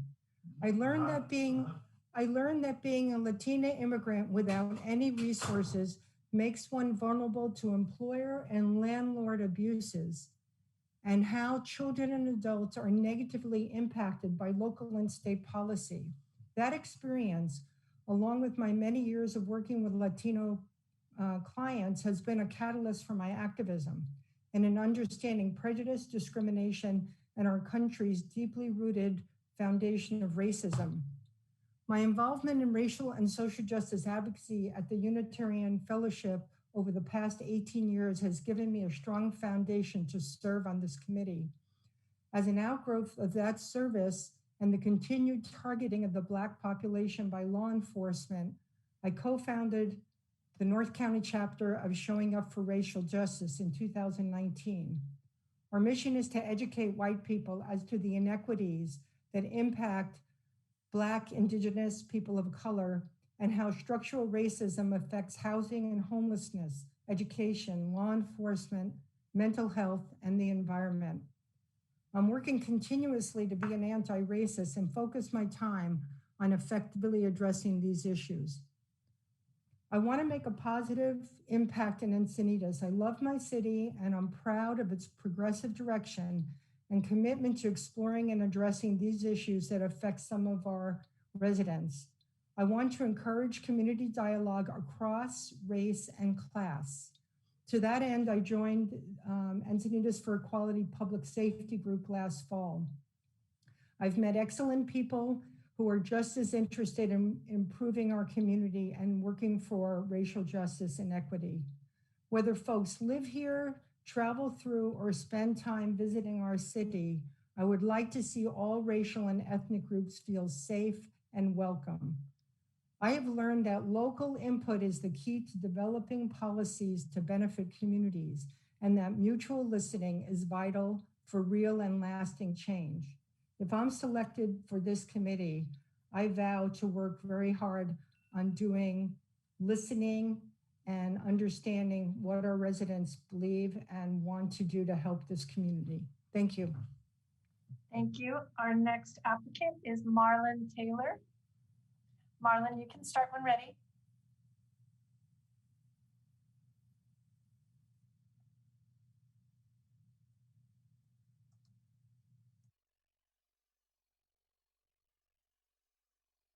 All right, there we go. Good evening, Mayor Blake Spear, City Council members. My name is Marlon Taylor, and I'm hoping for your consideration in appointing me to the Equity Committee. Over the course of the 15 years that my family has resided in Encinitas, we have planted some deep roots in the community. Our children attend Encinitas public schools and participate in local youth sports. I serve as an HOA board member, and I'm a member of the Encinitas for Equality Board. I also lead the Public Safety Working Group. This fall, I was elected to serve as an EUSD trustee by this community. Recognizing the lack of diversity in our community, I believe that it is important that we take a comprehensive and honest look at all of the city's programs and services to assess and correct our equity blind spots, challenges, and shortcomings. It's my firm belief that by addressing our blind spots and confronting any issues discovered, we can be more effective, innovative, and most importantly, more connected. To do this, we have to have the courage to have adult conversations and proactively look for solutions to any equity challenges that we encounter. Growing up in St. Louis, Missouri during the 70s and 80s, I saw firsthand the damage that can be caused when inequality isn't addressed. Spending 20 years in the Navy, I was fortunate enough to work with men and women from every corner of this country. I saw how successful it could be when everyone has an equal seat at the table. We must remember, equity is a solution for addressing imbalanced social systems. Justice can take equity one step further by fixing the systems in a way that leads to long-term, sustainable, equitable access for generations to come. I want to see Encinitas reach its potential. I want to see Encinitas serve as a leader for the rest of the region and become the crown jewel of coastal North County by embracing equity and making our city more welcoming to people from a variety of backgrounds. If appointed to the committee, I will be committed to the city, the stakeholders, my committee members, and the city's leadership. Thank you for your consideration. Thank you. Our next applicant is Katie Thies. I do not see Katie on the list. Let me just double check. I do not see her. How about Dan Vaughn? Dan, you can start when ready.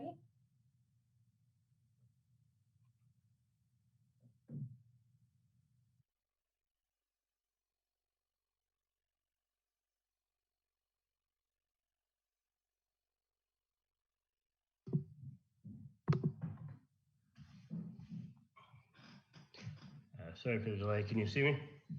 Yes, we can.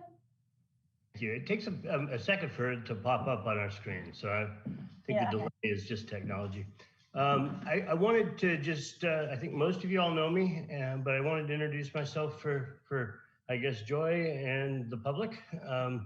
I am very active in our church at St. Andrews, where I lead and direct our rotational homeless shelter program and volunteer at a number of our charitable activities, including the food bank.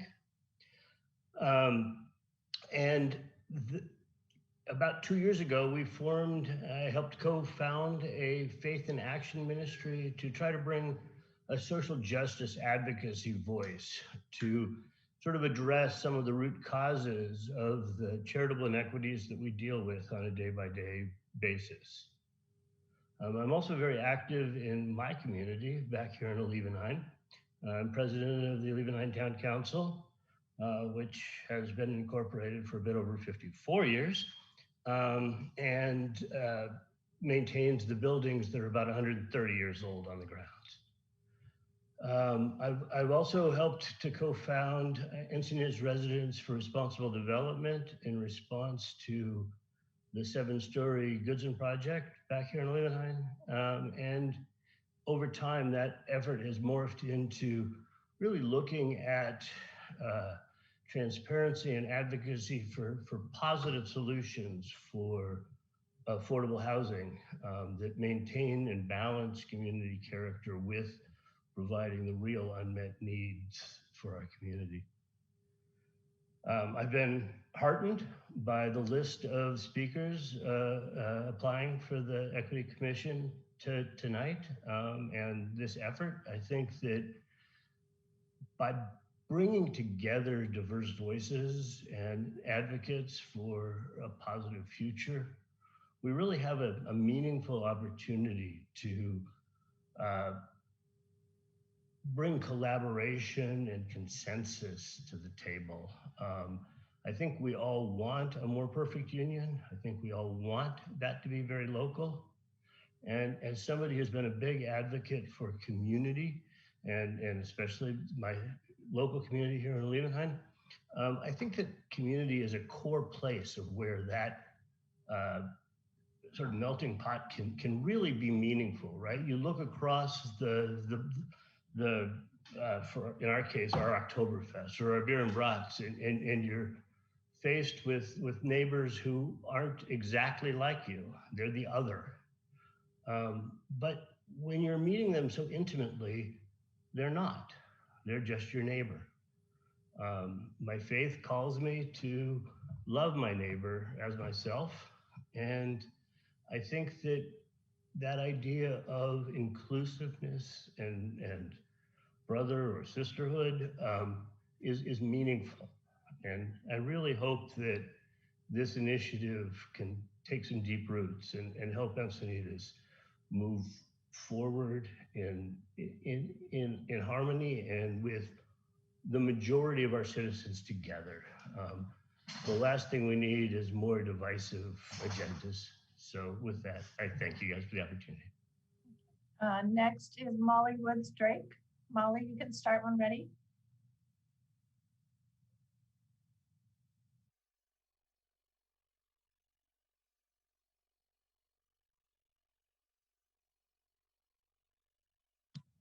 Okay.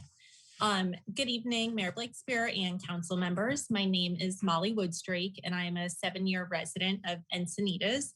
I'm seeking your appointment for the Encinitas Equity Committee. As a lifelong activist for social and racial justice, I'm far more comfortable discussing issues that need to be addressed and reformed as opposed to talking about myself. However, to give the best snapshot into my history and why I believe I'm a prime candidate for this committee, I will do my best to share my personal and professional background. I was born in Mississippi to 2 community organizers. My father is one of the founders of the United Farm Workers Movement, where my mother was also an organizer. My parents moved to Mississippi to organize the first Black credit union for woodcutters in the region in the late 70s, which is where I was born. We would move to North Jersey in my early years when my father took a job in the South Bronx, creating opportunities for affordable housing and leadership academies for underserved, while my mother worked for a labor union. I share this because being raised by 2 community and labor organizers who spent their lives advocating for underserved communities and fighting for more equitable futures for all has shaped me into the woman and leader I am today. In 2009, I followed in my parents' footsteps and began working as a labor organizer with SEIU United Healthcare Workers. My time with UHW has equipped me with a strong understanding and skill set in organizing individuals, specifically working class hospital workers, to unite around common interest and issues to evoke change. I have also gained insight into the collective power that can be utilized to create and pass laws and legislation, negotiate contracts, and work with stakeholders to find common ground for improvements. Most importantly, the foundation of my work is to inspire and empower individuals to use their own voices to work towards more just futures at work and in their communities. Last summer, along with other incredible community activists, I co-founded Encinitas for Equality, a nonprofit whose mission it is to educate, organize, and mobilize our communities to disassemble structural racism and oppression through solidarity and service. While I've spent my life working towards social justice, I truly believe that it has only been in the last year that I've begun my work and my journey as an anti-racist. This deep dive into anti-racist work has allowed me to have a greater understanding of the root of inequities that exist nationally and locally, both of which have moved me to recognize my own privilege and responsibility to commit myself to addressing these, dismantling systemic oppression and working alongside communities of color and underserved to learn how to best protect the vulnerable, reform myself and my community. I know there has been a lot of confusion and in some cases anger around the creation of the Encinitas Equity Committee. I've heard comments that range from Encinitas is not a racist town to this work is not needed here. As a Latina woman who worries often about being priced out of the town I rent in, I can say from both personal experiences and from hearing countless stories of racism, struggles to afford housing in this town, inequities in our school, and a lack of diversity in our businesses, that there is undoubtedly work to be done in our own homes and backyards. I commend the council for recognizing this and creating a committee to work towards solutions. If appointed to the Equity Committee, my commitment is to not only work with fellow committee members, council, and stakeholders to find ways to address inequities that exist in Encinitas, but to also find ways to communicate this in a manner that invites everyone to open both their minds and hearts to be willing to learn more, care more, and thus do more to make our amazing community one that is welcoming, safe, and equitable for all who want to visit and live here. Thank you for your time and consideration. And then I'm just going to double check. Let's see, Evan Cohen, just make sure he didn't, I don't see Evan. And let's see, Katie Dice, I do not see Katie. So that, let me just double check. Just changed again. I do not see them. So that concludes the applicants. Okay, and do we have any public comments? We do not. Okay. Well, this is an impressive group of people. I'm really excited by this committee and by the energy and enthusiasm that you've shown, the people who spoke tonight have shown, and the applications that were submitted. I will look at my colleague. The deputy mayor has his hand up. Yes, go ahead, Councilmember Kranz. Yes, very impressive group. And I certainly expected that. I've had the opportunity to get to know many of the folks and go way back with Joni Corrales. We were kicking around San Diego High School at the same time, and I know that she would bring a lot to this committee. I think that the question that I have after reading the staff report, there isn't a proscribed number of members of this committee. So is there, what was your goal when you considered establishing this committee in terms of how many people would be serving on it? I mean, I think the goal is to have it be workable, but to also have it be meaningful. So, you know, Councilmember Hinsey and I had talked about the number, and we came up with 8. So that, I mean, that's 10 total with the 2 of us. So, and it's possible, you know, if somebody, it doesn't work out, that there's 9 versus 10, but that feels like a number that we could work with. And I don't think, you know, the idea of having everybody who applied be on it really is workable. So that's where I was headed, because this is where I become really kind of weak trying to decide which of these very worthy people who have stepped forward and put their name in the hat, we're going to say, sorry, but we can't use your help right now, because I think every one of them would have a significant contribution to the conversation. Okay. Councilmember Lyons. Thank you, Mayor Blakespear. I just would like to contribute some kind of overarching objective. Sometimes it helps. I've been involved in a national diversity, equity, and inclusion board where we've done some important work in our industry towards building diversity, equity, and inclusion, and identifying barriers. And one of the things that we used as a guiding principle is bring as much diversity into the committee, into the board as possible, because you've got to represent what you're trying to do. So I was so thrilled to see this group of folks, and I think that they do represent a lot of diversity. I would love to see that there was a good representation of both men and women, and representation from different groups on the committee as possible. So I'd like to, and I don't think that's going to be difficult with this group of people, but I'd like to just share that as a guiding vision.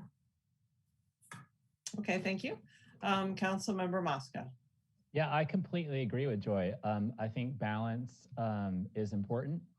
Gender balance, diversity balance is extremely important in what we're trying to accomplish here. And I agree in terms of the diversity of the folks that are before us.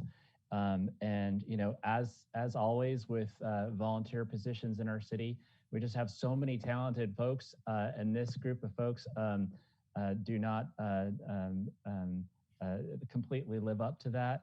We have just folks that are truly impressive, and you can feel their compassion, their heart, and really wanting to help improve our community and make it all that it can be.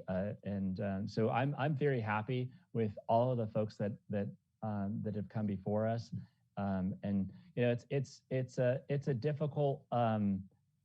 It's a difficult discussion. I know that Kelly and I sit on the school district liaison committee, and we started off having some discussions about equity and trying to put together joint forums with the 3 school districts that are here in Encinitas and also Maricosta College. There were some difficult conversations.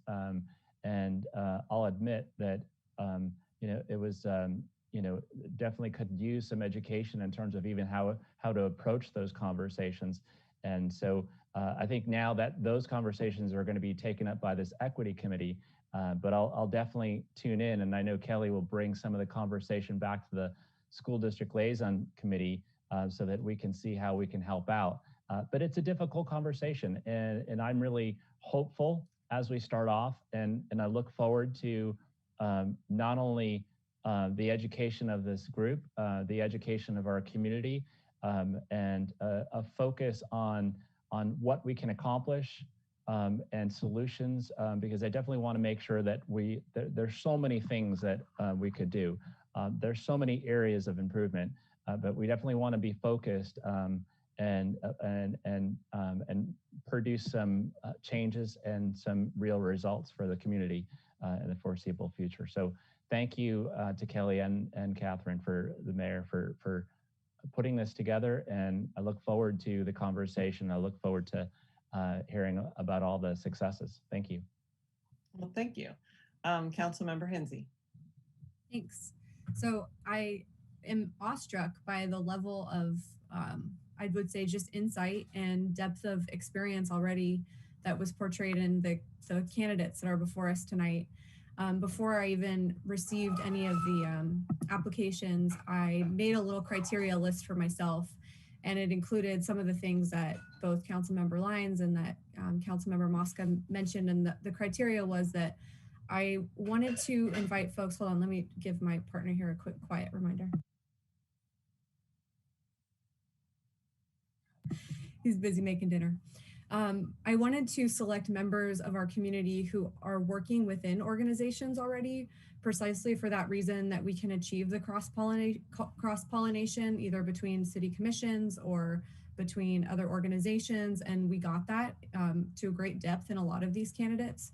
I wanted to select folks who are already pretty far along on their journey of anti-racism. So I think there's a lot of us who are kind of just waking up to the privilege that we experienced for the first time. And then there are others who we heard from tonight who have done that personal experience and then moved to the stage of action to actually reverse a lot of these structural inequalities that we face.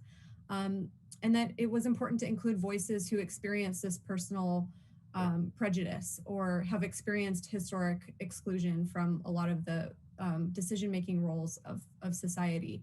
And I think that we have all of those things tonight. So those were kind of the criteria that I looked for. And I would also say that this committee will be open to the public. And so for those members or those applicants who aren't selected tonight, I hope that you still choose to come to the committee and provide public comment in the beginning and help guide the discussion through that lens as well. So I think that's all that I've got to say, but I look forward to working with the folks who are selected. Okay, well, thank you very much. Thank you for the comments. And I just want to say again that, you know, we do these applications for our commissions and people talk, our existing commissions, people talk about our Parks Department or Arts. And it's just really great to hear so many people who care about this issue and are applying their own experience and their own professional background and the personal work that they've done. I think that it was just inspiring to hear people speak tonight on this and then the applications as well. So I'm just really grateful that we've had this response, because you never know when you put forth something, an idea, if it's really going to resonate. And to me, it seems like there's no question that this is something that we need to be doing in the city. So I'm going to, my recommendation for the 8 committee members is Allison Blackwell, Joni Corrales, Sarah Langgill, Mario Ordonez Calderon, Ross Ritter, Robin Sales, Marlon Taylor, and Molly Woodsdrake.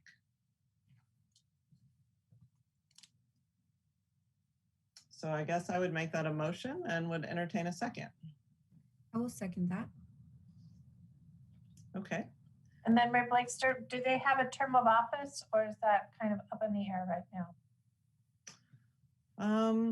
I think we should get back on that. We should think about the work plan. I mean, in my mind, this is about a 1 year. We should commit to 1 year and to have a deliverable at the end of that. But I feel as if the group needs to talk amongst itself before we commit to that. So I'd like to bring that back. Okay, perfect. Are you ready to vote? I'd actually like to make a substitute motion. I don't think you can make a substitute motion. I mean, like, we can ask the city attorney. I believe any member can make a substitute motion on an item, unless there's some sort of policy as to the committee policy. And I would ask the clerk if there's a policy. I don't have them all memorized. Per the municipal code, it says the mayor, with approval of the city council, shall make all appointments to boards, commissions, and committees unless otherwise provided by statute. Okay, well then, okay. Well, what that means is the mayor does make the motion, but then the council has the ability to approve it or not. So that can be via voting up or down. Likely that's how you do the mayor's motion and second. And maybe prior to the vote, I can just make a comment. I think that the issue of cross-pollination that Councilmember Hensy brought up is really important. And of the applicants, the only one that I know of that is immersed deeply in the faith community is Dan Vaughn. And he is actively involved in issues related to equity. And it's unfortunate that we can't find a spot for him as a member of the faith community here in Encinitas. So I will defer to the mayor because I think that it's going to be successful no matter what. But in terms of cross-pollination and involving every group, including somebody from the faith community that's as active as Dan, is important to me. So I don't know who he would replace. Well, just to address what you're saying. I mean, I think that Dan does a great job and he's very involved in a lot of different things in the city. And I think all the people on this list have a lot of value that they bring. So, you know, there are a lot of people who are bringing their different perspectives and the background that they offered. And, you know, this is the recommendation that I am making. So I think there's no question that he's valuable, as are all the other applicants. So I hear what you're saying, but I am going to stick with the 8 that I suggested. Mayor, I just want to second Tony's sentiments. I think everybody that you have on the list, and in fact, everybody that is applied are just outstanding.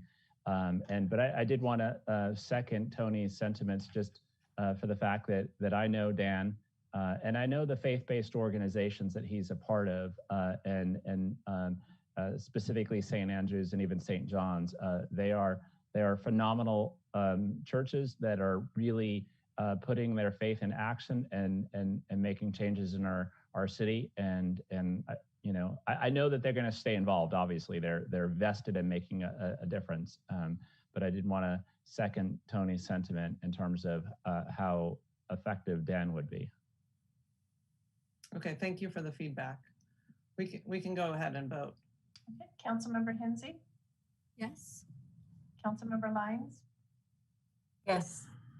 Councilmember Mosca, Yes. Deputy Mayor Krantz, Yes. and Mayor Blakespear. Yes.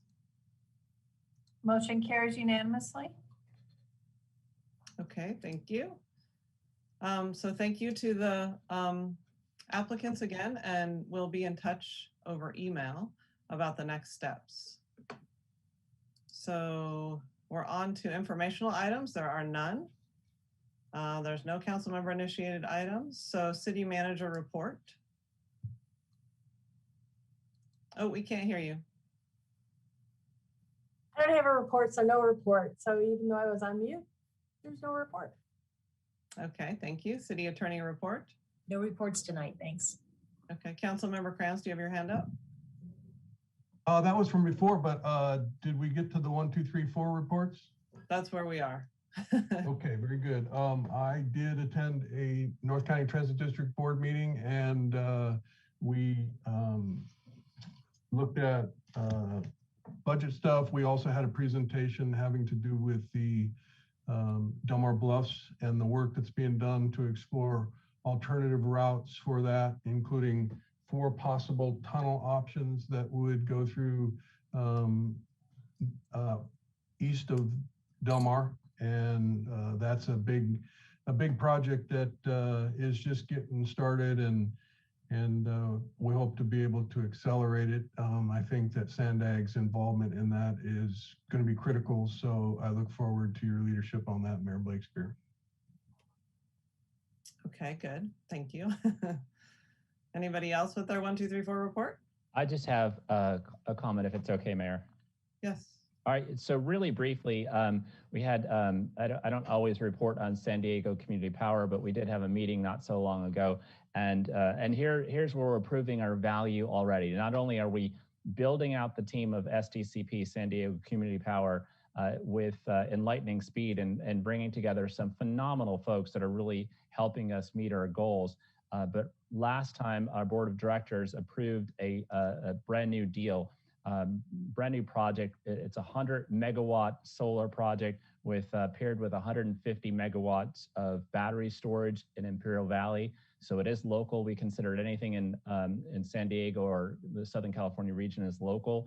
This is just one more project where we're literally, quite literally, moving the dial on renewable energy, improving our value. We have 2 more projects, development projects that we're going to be announcing very shortly, one in San Diego and one in Riverside.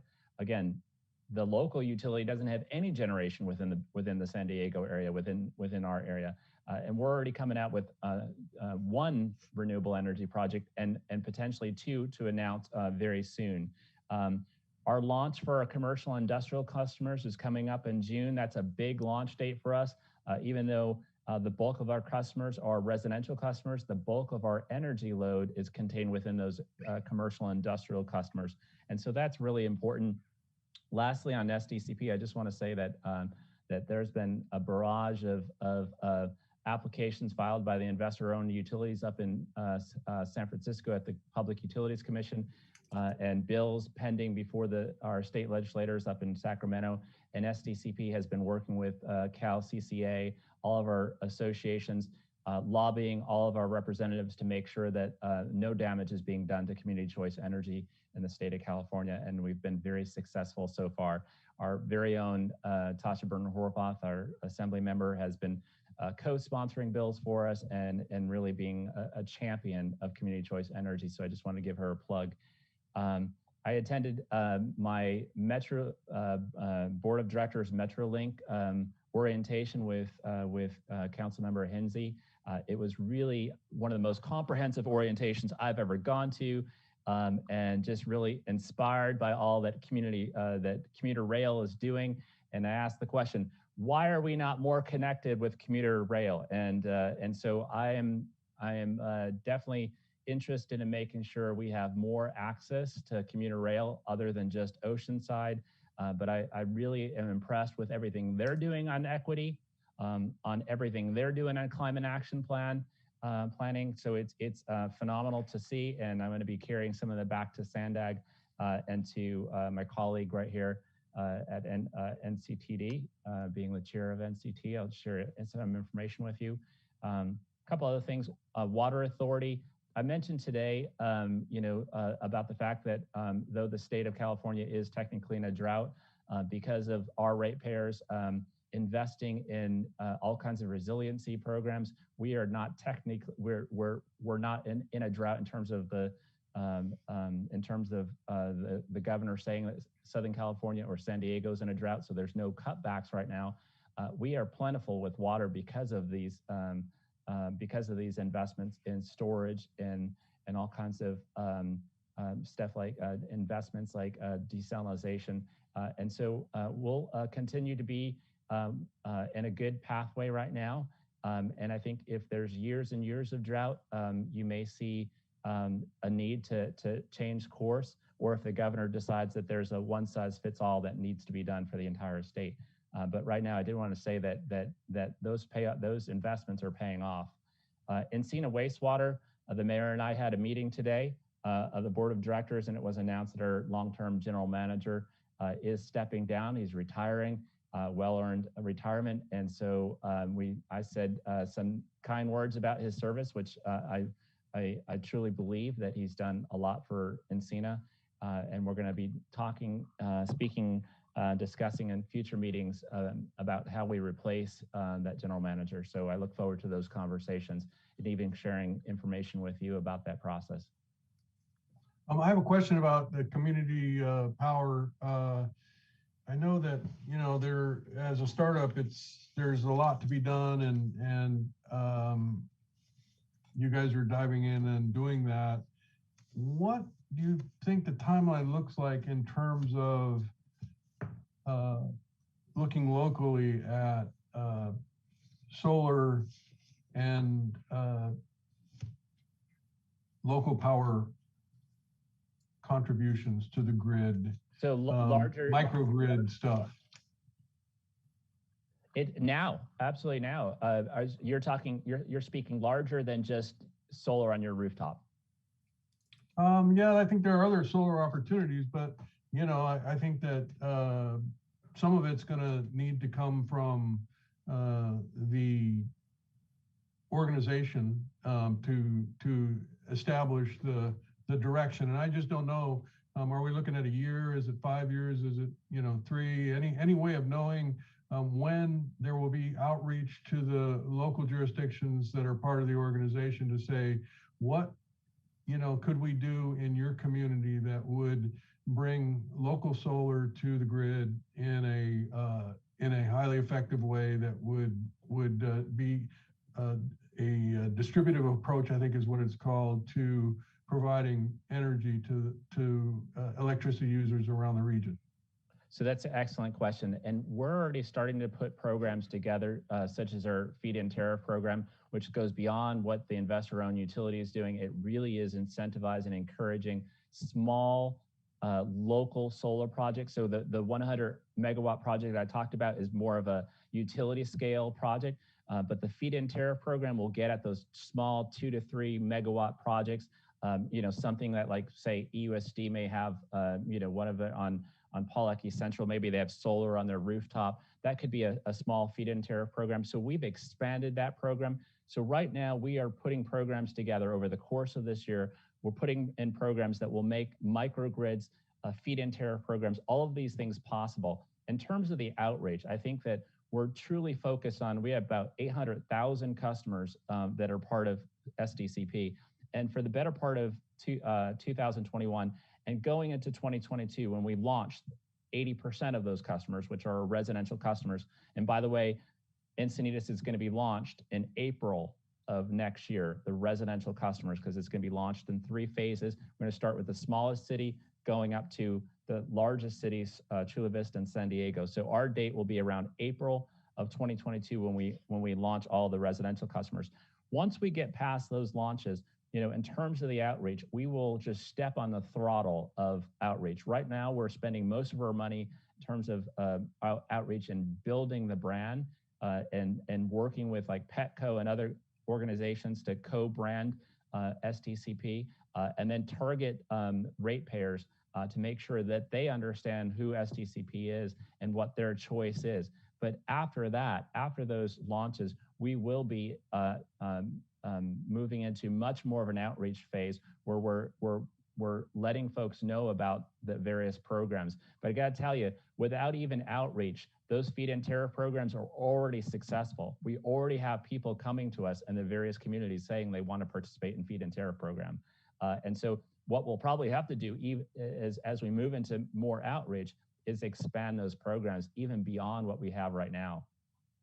Well, and the area that I'm mostly interested in exploring has to do with the power line that runs through New Encinitas. There's an entire, strip of, easement that is unused. And it seems to me solar farm throughout that whole area would, obviously you're right, you're connected to the grid and, you could have some microgrid battery storage there as well. There's just a ton of opportunity in that area. And I don't see that as necessarily an Encinitas project, but I do think that community power would be prime for that, especially as we're seeing the potential for